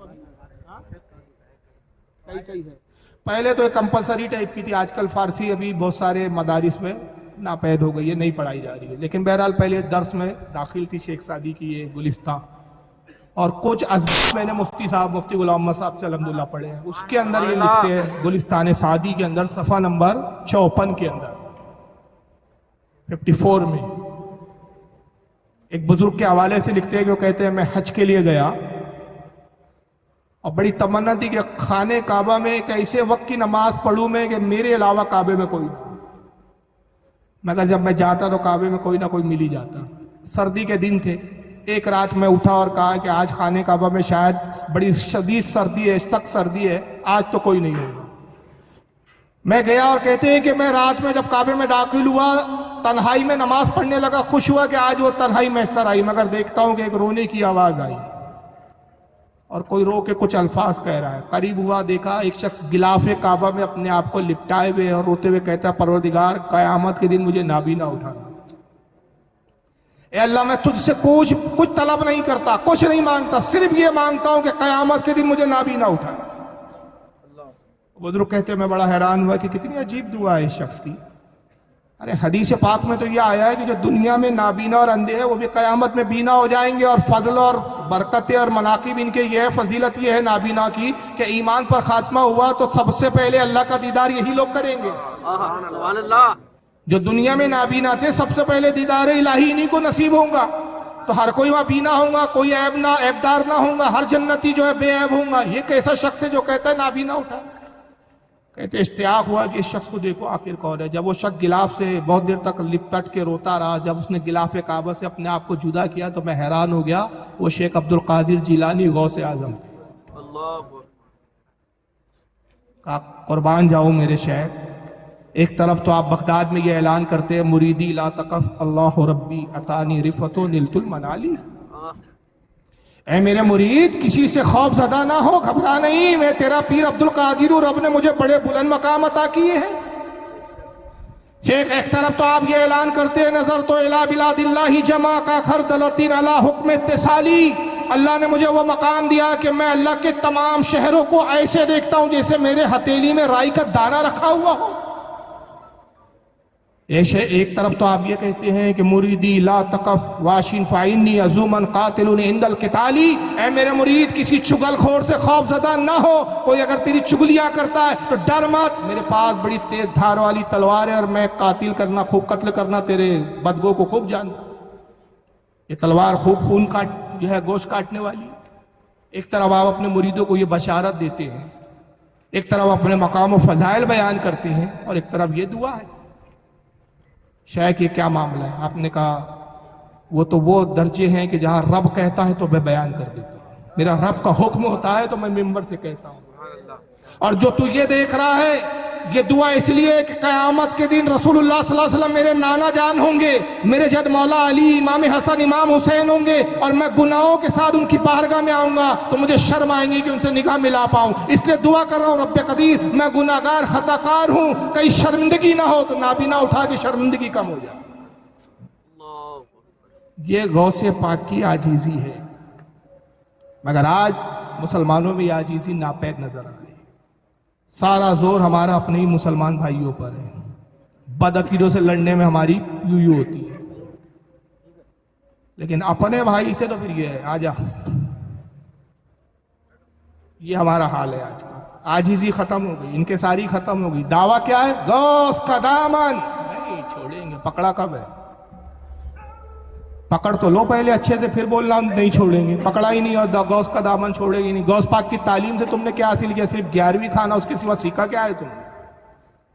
कभी तौफीक हुई कि गौसे आजम की किसी किताब को हम खोल के देखें कि सरकार गौसे आजम ने हमें क्या तालीम दी है, क्या दर्स दिया है, क्या फरामीन हम तक पहुंचाए हैं, क्या उनकी जिंदगी का किरदार था, क्या उनकी सीरत थी, क्या लिखा है, क्यों लिखा है? कभी हमने गवारा नहीं किया। ना हमने उनसे शरीयत की पाबंदी सीखा, ना उनसे हमने तस्किए नफ्स सीखा, ना हमने उनसे आजीज़ी और इनकिसारी सीखी। कुछ नहीं सीखा हमने। सिर्फ सीखा यह है कि बस गौस का नाम लो, बिरयानी खाओ, डट के डकार लेके निकल जाओ। और 11वीं भी आजकल क्या हो गई, अल्लाह की पनाह। सरकार गौसे आजम की किताब यहाँ रखी है टेबल पे, गुनियतुत तालिबीन। 73 फिरकों का जिक्र करते और फरमाते हैं कि लोगों, अल्लाह के रसूल की हदीस है कि इन्ना बनी इसराइल तफर्रकत अला सिंतैनी व सबईन मिल्ला। सरकार ने कहा लोगों, कौम बनी इसराइल 72 फिरकों में बटे। तफ्तरिकु उम्मती अला सलासीन व सबईन मिल्ला, और मेरी उम्मत 73 फिरकों में बटेंगी। कुल्लुहुम फिन्नार, सब के सब जहन्नम में जाएंगे। इल्ला मिल्लतन वाहिदा, सिर्फ एक जमात होगी जो जन्नत में जाएंगी। कालू मन हिया या रसूल अल्लाह, साहबा ने अर्ज़ किया अल्लाह के नबी, जन्नती जमात की निशानी पहचान क्या होंगी? काला माना अलैहि व अस्हाबी, आका ने कहा सुनो, जो मेरे या मेरे साहबा के अकीदे पर होगा वो जन्नती जमात में होगा। ये हदीस कोट की। फिर अपने जमाने में जितने फिरके थे उनके तफसीरे किए, शियाओं में कितने फिरके हैं वो बयान किए, मुरजैया फिरके के अकीदे क्या बयान किए, कदरिया फिरके का अकीदा क्या बयान किए। सारे फिरकों का जिक्र गौसे आजम अपनी किताब गुनियत तालिबीन में करते हैं। और क्या फरमाते हैं? अजीज जान ले, सिवाय अहले सुन्नत के कोई जन्नती नहीं, सिर्फ अहले सुन्नत है जो जन्नती फिरका है, जो जन्नत में जाएगा। और उसके बाद फिर आप कहते हैं अल्लाह की बारगाह में, परवरदिगार इन यहूदियों की नस्लें जो शिया है, इनकी बस्तियों को उजाड़ दे, इन राहदियों की नस्लों को तबाह कर दे। आप दुआए हलाकत उसमें लिख रहे हैं, और हमारा हाल क्या है? 11वीं में हम बदअकीदों को बुला रहे हैं। रिलेशन मेंटेन हो रहे हैं साहब। सारे वाबियों को भी बुला लिया, बदअकीदों को भी बुला लिया, गैर मुस्लिमों को भी बुला रहे। क्यों? 11वीं अब 11वीं नहीं रही साहब, वो नजर नियाज वाला मामला नहीं रहा। गौसे आजम की खुशनुदी और अल्लाह की रजा मकसूद नहीं रही। अरे भाई ये तो बहाना है, सारे बिजनेस के कारोबार इसी में सेट हो जाएंगे। गौसे पाक की तालीम से कुछ भी नहीं ले रहे हम। तो याद रखिए, गौसे आजम की तालीम असल है। अगर हम उनकी तालीम पे अमल करेंगे तो वो राजी होंगे, सिर्फ 11वीं करने से राजी नहीं होंगे। और गौसे आजम का अकीदा वही था जो अहले सुन्नत व जमात का अकीदा था। हर बुजुर्ग शरीयत की पाबंदी और अकायद की बुनियाद पर पहचाना जाता है। याद रखिए, कोई कितना ही बड़ा हवा में उड़ने वाला हो, शोबेबाज हो, लेकिन अकीदे अहले सुन्नत पर कायम नहीं, पिलपिला है, ढुलमुल है, ये भी ठीक वो भी ठीक, वो सब कुछ हो सकता है। वली तो दौर मुसलमान नहीं हो सकता, हकीकी मुसलमान नहीं हो सकता, तो वली कहाँ होगा? लेकिन ऐसे भी पीरों से हम मुरीद हो जाते हैं आजकल, जो कहते हैं अरे भाई ये वहाबी सुन्नी के झगड़े मौलवियों के झगड़े हैं। हम तो पीर लोग हैं भाई, सबको एक निगाह से देखते हैं। मैं नाम नहीं लेता, एक बहुत बड़े मुकर्रिर साहब है, नाम इसलिए नहीं लेता हूँ कि आजकल क्या है, हर भांड को हम मशहूर कर देते हैं, हर मनोरंजन ठट्टेबाज को मशहूर कर देते हैं। बहुत बड़े अल्लामा है इस वक्त। हुबली में मेरा जलसा था, वो भी थे मेरे साथ। गुफ्तगू निकल पड़ी साहब बदअकीदों पर। कुछ लोग जिनके यहाँ हम ठहरे हुए थे, जिनके घर में, उन्होंने कुछ वाबियों को लेकर सवाल कर दिया। तो वो जनाब जवाब में कहते हैं, बात निकली बड़ी बड़ी, बढ़ते बढ़ते यहाँ तक आ गई। तो कहते भाई हम तो सूफिया के तरीका पर चलने वाले लोग हैं, सबको एक निगाह से देखते हैं। सूफिया बड़े नरम दिल होते हैं, किसी को काफिर नहीं बोलते।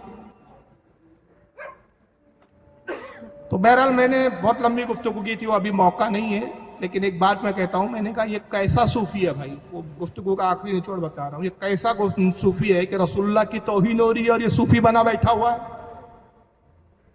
सरकार की गुस्ताखी हो रही है, सूफी बना बैठा है। तो ये शख्स सूफी क्या? मेरे नजदीक तो मुसलमान नहीं है, तो सूफी क्या बनेगा, वली क्या बनेगा?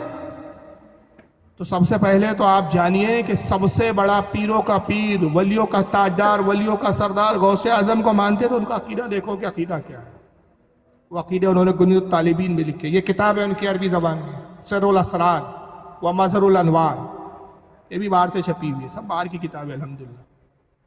اس میں انہوں نے عقائد کا بیان کیا ہے. شرفۃ الغائب ہے, فتح الربانی ہے, گنید الطالبین ہے. علماء نے 17 کتابیں شمار کی ہے کہ غوث اعظم نے اپنی زندگی میں کل 17 کتابیں لکھی ہیں, 17 کتابیں, اور تقریباً 40 سال درس و تدریس کی خدمات انجام دیا آپ نے. پڑھایا بھی ہے مدرسے میں بیٹھ کر, ہزاروں شاگرد بھی پیدا کیے, درس و تدریس کا بھی کام کیا, واعظ و نصیحت کا بھی کام کیا, اور تصنیف و تالیف کا بھی کام کیا. ہر اعتبار سے آپ نے سنت کو مضبوط کیا.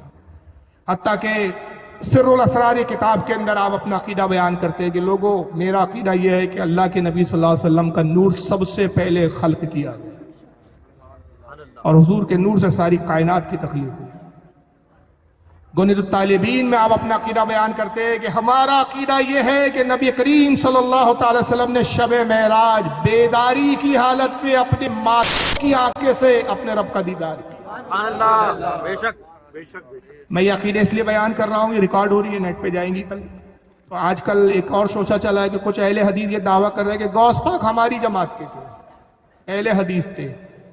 دلیل بولے گنید الطالبین میں. اچھا کیا ہے گنید الطالبین میں؟ ان کی کتاب میں, حالانکہ اس پر بھی علماء میں اختلاف ہے کہ غوث پاک کی کتاب ہے یا نہیں. علماء کا ایک طبقہ کہتا ہے کہ کتاب آپ کی ہے لیکن کچھ الحاقات ہوئے اس میں, کچھ کہتے ہیں کہ غوث پاک کی کتاب ہی نہیں ہے. لیکن راجح قول یہ ہے کہ کتاب تو غوث پاک کی ہے لیکن کچھ باتیں اس میں الحاق کی گئی. ابن تیمیہ اور ابن کثیر کہتے ہیں کہ گنید الطالبین غوث پاک کی کتاب ہے.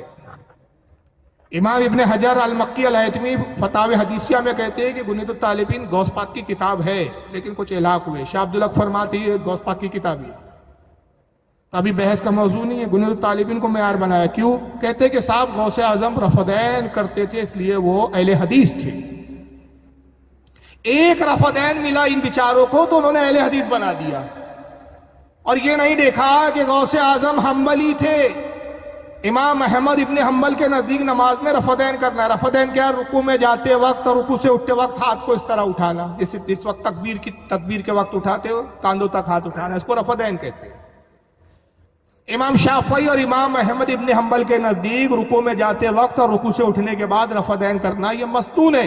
امام اعظم ابو حنیفہ اور امام مالک کے نزدیک یہ رسول اللہ نے ابتدا میں کیا, بعد میں اس کو ترک کر دیا,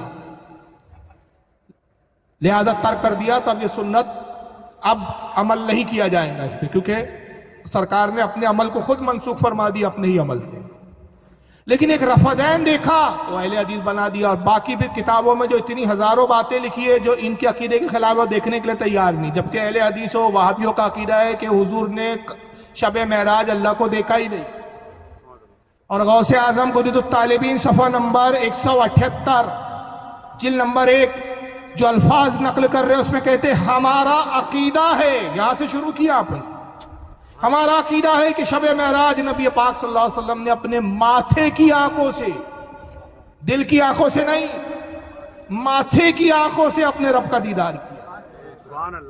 آپ نبی کو زندہ مانتے ہیں. اسی گنید الطالبین کے اندر جلد 1 صفحہ 81 پر آپ اپنی تعلیم یوں بیان کرتے ہیں کہ نبی حیات ہے, جب روضے رسول پر حاضر ہو تو ویسا ہی ادب کرے جیسے حضور کی زندگی میں کیا جاتا ہے. اور فرماتے ہیں کہ جب دعا کرے تو حضور کے روضے کی طرف رخ کرے اور پیٹھ کعبے کی طرف ہو, موجہ شریف کی طرف رخ کرے. اور بابڑا آج کا کیا کرتا ہے, جیسے اب حضور کے روضے کی طرف دعا کرو آئیں گا وہ متوا جو ہوتا ہے, کوا وہی بولنا چاہیے, کاؤں کاؤں کرتے کم بخت ادب نہیں ہے نہ کچھ ہے.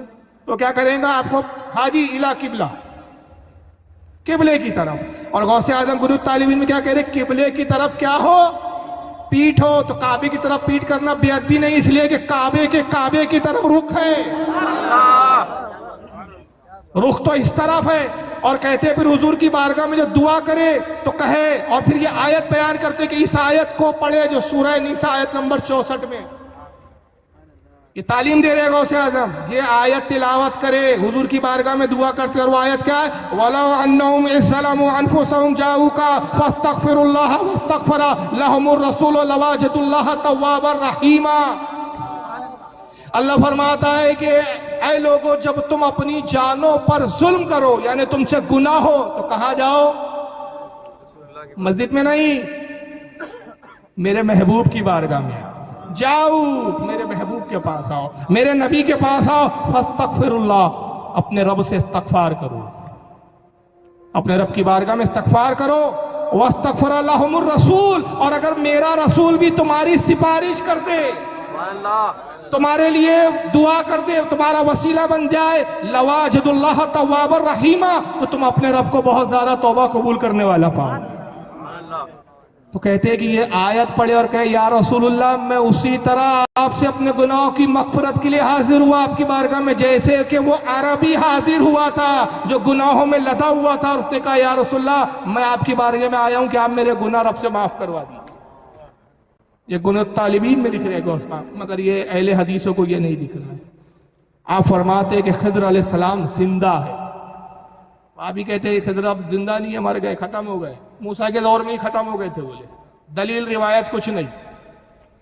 غوث اعظم فرماتے ہیں، طالبین میں ہی لکھ رہے ہیں، جلد نمبر 2 صفحہ 426 پہ فرماتے ہیں کہ خضر علیہ السلام زندہ ہے، حضرت الیاس زندہ آسمانوں میں ہے۔ یہ دونوں پیغمبر اختیار، اور اللہ تعالیٰ نے اختیار کے ساتھ ان کی صلاحیت اور قوت کتنی دی، ہر سال حج کے لیے زمین پر تشریف لاتے ہیں، کعبۃ اللہ کا طواف کرتے ہیں، ایک دوسرے کا حلق کرتے ہیں، سر منڈواتے ہیں۔ یہ غوث پاک گنوت طالبین میں لکھ رہے ہیں، وہابی جی اس کو چھوڑ دے رہے ہیں۔ اور شیخین کے بارے میں آپ کا عقیدہ کیا ہے؟ یہ آج کل بڑا چل رہا ہے علی کا پہلا نمبر، غوث پاک سے بڑے ہو آپ، غوث پاک سے بڑے ہو۔ آپ فرماتے ہیں کہ تمام انبیاء کے بعد سب سے افضل ابو بکر صدیق ہے۔ گنوت الطالبین جلد نمبر 1 صفحہ نمبر 196 196 پہ لکھ رہے ہیں، تمام انبیاء کے بعد سب سے افضل کون ہے؟ ابو بکر صدیق، پھر اس کے بعد حضرت عمر فاروق، پھر اس کے بعد حضرت عثمان غنی، اور پھر کہتے ہیں اس کے بعد حضرت مولا کائنات علی، چوتھے نمبر پہ حضرت علی۔ کون کہہ رہا ہے؟ جو علی کا شہزادہ ہے۔ تو اب ہم علی کے شہزادے کی مانیں کہ آج کے جمعہ 8 دن کے مدرسے کے مولوی صاحب کی مانیں؟ اور پھر فرماتے ہیں کہ ابو بکر صدیق خلیفہ برحق ہے۔ اور پھر ایک روایت نکلی، کہتی کہ روایت ہم تک مستند ذرائع سے پہنچی، یہ ان کے الفاظ میں ایک ابھی وقت نہیں ہے کیونکہ اشارہ ہو گیا، ورنہ ارادہ تو یہ تھا کہ میں کتابیں لایا اس لیے تھا، صرف دکھانے کے لیے نہیں، کہ بے عینی عبارتیں پڑھوں۔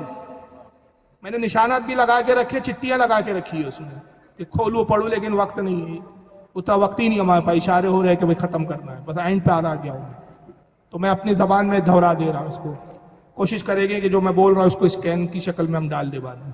جی آپ کیا فرماتے ہیں کہ ابو بکر صدیق خلیفہ برحق تھے؟ یہ روایات ہم تک معتبر ذرائع سے پہنچی کہ خلیفہ بننے کے بعد 3 دن تک آپ منبر پر آئے۔ یہ غوث پاک لکھ رہے ہیں، یہ ان جاہل مولویوں اور جاہل پیروں کو سبق حاصل کرنا چاہیے جو اپنے آپ کو قادری تو بولتے لیکن غوث اعظم کے عقیدے سے انحراف کر رہے ہیں۔ کہتے 3 دن تک حضرت ابو بکر صدیق منبر پہ اور کہا لوگوں اگر تم میں سے کسی کو میری خلافت پر اعتراض ہو، اگر ایک شخص بھی میری خلافت پر اعتراض کرے تو میں ابھی تخت خلافت سے اترنے کے لیے تیار ہوں۔ یہ غوث پاک لکھ رہے ہیں، تو فرماتے ہیں کہ 3 دن جب آپ اعلان کی تو سب سے پہلے جو شخص اٹھتا تھا وہ حضرت علی ہوتے تھے، اور اٹھ کے کہتے تھے ابو بکر آپ ہمارے خلیفہ ہیں، جس کو رسول نے آگے بڑھا دیا، اب ہم میں سے کسی کی مجال نہیں کہ ہم اس کو پیچھے کر دیں۔ یہ غوث اعظم اپنا عقیدہ بتا رہے ہیں۔ امیر معاویہ رضی اللہ تعالیٰ عنہ کے بارے میں آپ فرماتے ہیں کہ لوگوں امیر معاویہ کے بارے میں اپنی زبانوں کو خاموش رکھتے ہیں۔ حضرت علی سے جو ان کے اختلافات ہوئے، حق علی کے ساتھ تھا، ان سے خطائے اجتہادی ہوئی، لیکن چونکہ صحابی ہیں اور امام حسن نے ان کی خلافت کی بیعت کر لی، انہیں مملکت اسلامیہ کا بادشاہ تسلیم کر لیا اور ان کی خلافت پر صحابہ کا اتفاق ہو گیا، لہذا ہم اپنی زبان تان و تشنیع نہیں کرتے، ہم ان کا ادب و احترام کرتے ہیں۔ یہ غوث پاک کہتے ہیں۔ اور اختیار اولیاء کے تعلق سے کیا فرماتے ہیں؟ کہتے ہیں کہ اللہ تعالیٰ نے ولیوں کو کیسے اختیار دیے۔ میں ان کی عبارت پڑھ رہا ہوں کیونکہ عبارت بڑی زبردست ہے، اپنی زبان میں کہوں گا تو مزہ نہیں آئے گا۔ فتح الغیب صفحہ نمبر 68، بڑی پیاری بات کہی ہے غوث پاک نے کہ ولیوں کو اللہ نے کتنے اختیار دیا. آج وہاں بھی بولتا ہے کہ محمد صلی اللہ علیہ وسلم کو اختیار نہیں ہے. جس کا نام محمد و علی ہے اس کو اختیار نہیں ہے, اور ہم اس کو 11ویں میں بلا رہے ہیں اسے وابڑے کو. اور غوث پاک اپنا عقیدہ فتح الغیب اپنی کتاب میں خود کیا لکھ رہے, کہتے قال اللہ تعالیٰ فی بعض کتبہ, کہ اللہ تعالیٰ نے اپنی بعض کتابوں میں یہ بیان فرمایا کہ رب ارشاد فرماتا ہے, یعنی حدیث قدسی نقل کر رہے, حدیث قدسی کوٹ کرتے کہتے ہیں کہ اللہ فرماتا ہے یا ابن آدم انا اللہ الذی لا الہ الا, اللہ کہتا ہے اے میرے بندے, اے آدم کی اولاد, میں ہی تیرا رب ہوں, میرے علاوہ کوئی عبادت کے لائق نہیں. اے آدم کی اولاد میں تیرا رب ہوں. انا اقول للشیء کن فیکون, میری شان یہ ہے کہ جب میں کسی چیز کے لیے کہتا ہوں ہو جا, وہ چیز ہو جاتی. میں جب کسی چیز کو وجود دینا چاہوں کہ کن ہو جا, فیکون ہو گئی. اتینی اجعلکا تقول للشیء کن فیکون, اے میرے بندے تو میری اطاعت کر, میرا بن جا. جب تو اطاعت کر کے میرا بن جائیں گا تو میں تیری بھی شان ایسی کروں گا کہ تو کہیں گا کن ہو جا فیکون ہو جا. اس ایک جملے میں سارے اختیار آ گئے. تو اب کوئی ولی کہے اے اللہ اس مردے کو جلا دے, کن فیکون, مردے کو جلا دیا, شفا دے دیا, سب کن فیکون میں آ گیا. یہ شان اور یہ اختیار کون دے رہا ہے؟ اللہ تعالیٰ عطا کر. اور پھر آگے وضاحت کرتے کہتے وَقَدْ فَعَلَ ذَلِكَ بِقَصِرٍ مِّنْ أَنْبِيَائِهِ وَأَوْلِيَائِهِ وَخَوَّاسِهِ مِنْ بَنِي آدم, اور یہی طاقت و قوت, یہ اختیارات اللہ نے تحقیق اپنے بہت سارے انبیاء کو, اولیاء کو, خواص کو, اولاد آدم کو عطا کیا. اولیاء کے اختیار کا ذکر کر رہے ہیں. پھر گنیت الطالبین کے اندر جلد 1 صفحہ 258 پر آپ تعلیم دیتے فرماتے ہیں لوگوں 40 ابدال ہے جو دنیا کا نظام سنبھالے. ان وابی سے پوچھو کہ اہل حدیث تو بڑے جلدی بول دیا آپ نے غوث پاک کو, مانتے ہو کہ تم 40 ابدال؟ اب میں نے کئی وہابیوں کو چیلنج کیا, آج تک ایک وہابڑے نے میرا چیلنج ایکسپٹ نہیں کیا. کہا میں نے کہا تم گنیت الطالبین کی بنیاد پر کہتے ہو نا غوث پاک اہل حدیث تھے, چلو اسی گنیت الطالبین کو فیصل بناتے. گنیت الطالبین میں جتنے عقیدے تم بھی مانتے جاؤ ہم بھی مانتے, میں رفعین کے لیے تیار ہوں, تم باقی سارے عقیدے مانو. پھر تو تم ایک رفعین دوں گے تو 10,000 مسئلے میں تم پہ لاد دوں گا, اور تمہارا باپ بھی نہیں مانے گا کیونکہ تم اس کو شرک و بدعت بول کے بھاگتے ہو. تو غوث اعظم کیا فرما رہے ہیں کہ 40 ابدال ہے جو دنیا کا نظام چلاتے ہیں, اور فرماتے یہی دنیا کے حاکم ہیں اور مومنوں کے سفارشی ہے. قبروں کی زیارت کے تعلق سے آپ عقیدہ بیان کرتے ہیں. گنیت الطالبین جلد 1 صفحہ 178 پہ کہتے ہیں ہمارا عقیدہ ہے, غوث پاک کہتے ہیں ہمارا یہ عقیدہ ہے کہ میت اپنے زائر کو پہچانتی ہے. جب کوئی قبر پہ جاتا ہے تو مردہ غافل نہیں ہوتا بلکہ پہچانتا ہے کون آیا ہے مجھ سے ملاقات کرنے کے لیے. اور پھر فرماتے بالخصوص جب جمعے کے روز طلوع فجر سے لے کر طلوع شمس تک اس کے پاس لوگ جاتے. یہ بھی ہمارا عقیدہ ہے کہ الحمدللہ عام مردہ پہچانتا ہے تو ولی کے پہچاننا شناخت کا پھر کیا عالم ہوگا. آج سارا وہاں بھی چلاتے تعویذ گلے میں ڈال دیا, شرک بدعت, شرک مشرک, تعویذ لٹکانا شرک, تعویذ لٹکانا شرک. لیکن غوث پاک اپنا عقیدہ کیا بیان کرتے ہیں؟ گنیت الطالبین جلد نمبر 1 صفحہ 130 پر آپ بیان کرتے ہیں کہ مندرجہ ذیل تعویذ لکھ کر گلے میں ڈال دیا جائے. یہ بخار کا تعویذ ہے, کتنا ہی شدید بخار ہو یہ لکھ کر تعویذ گلے میں ڈالو, بخار چھو. اور تعویذ کے الفاظ کیا لکھے غوث پاک نے, وہ ذرا سن لیجئے کتنے بڑے پھر یہ غوث پاک پہ لگائے یہ شرک کا فتویٰ. سنیوں کو بیچاروں کو سب پہ سنیوں پہ فتوے لگے. تعویذ کے الفاظ لکھ کے دے رہے کہ یہ الفاظ کاغذ پہ لکھے, بڑا شدید بخار ہو تو تعویذ یہ الفاظ تعویذ میں لکھ کر کاغذ پہ لکھ کے تعویذ بنا کے گلے میں ڈال دو. اور الفاظ کیا ہے؟ بسم اللہ الرحمن الرحیم وباللہ محمد رسول اللہ یا نار کونی بردا وسلاما علی ابراہیم وارادوا به قیدا فجعلناهم الاخسرین. اللہم رب جبریل و میکائیل و اسرافیل اشفی صاحب هذا الكتاب بحوالک و قوتک و جبروتک یا ارحم الراحمین. یہ الفاظ لکھو. پھر کہتے ہیں امام احمد ابن حنبل کو بخار ہوا, یہ بھی نقل کر رہے ہیں آگے. کہتے ہیں امام احمد ابن حنبل کو بخار ہوا, امام احمد ابن حنبل فرماتے یہی تعویذ لکھ کر میرے گلے میں ڈالا گیا. بخار ایسے غائب ہوا جیسے مجھے بخار تھا ہی نہیں. اور یہ روایت ابن قیم جوزیہ نے بھی لکھی ہے، وہابیوں کے بہت بڑے علامہ ابن قیم جوزیہ، زاد المعاد اس کی کتاب ہے، جلد نمبر 4 صفحہ 291 پہ یہ ابن قیم جوزیہ نے بھی لکھا ہے، شاگرد ابن تیمیہ کے جناب. اس میں ایک توجہ دلا رہا ہوں، تعویذ میں نام کس کے ہیں؟ میکائیل، جبریل، اسرافیل. کون ہے یہ؟ فرشتے ہیں، اور ہمارے نبی ان سے بھی افضل.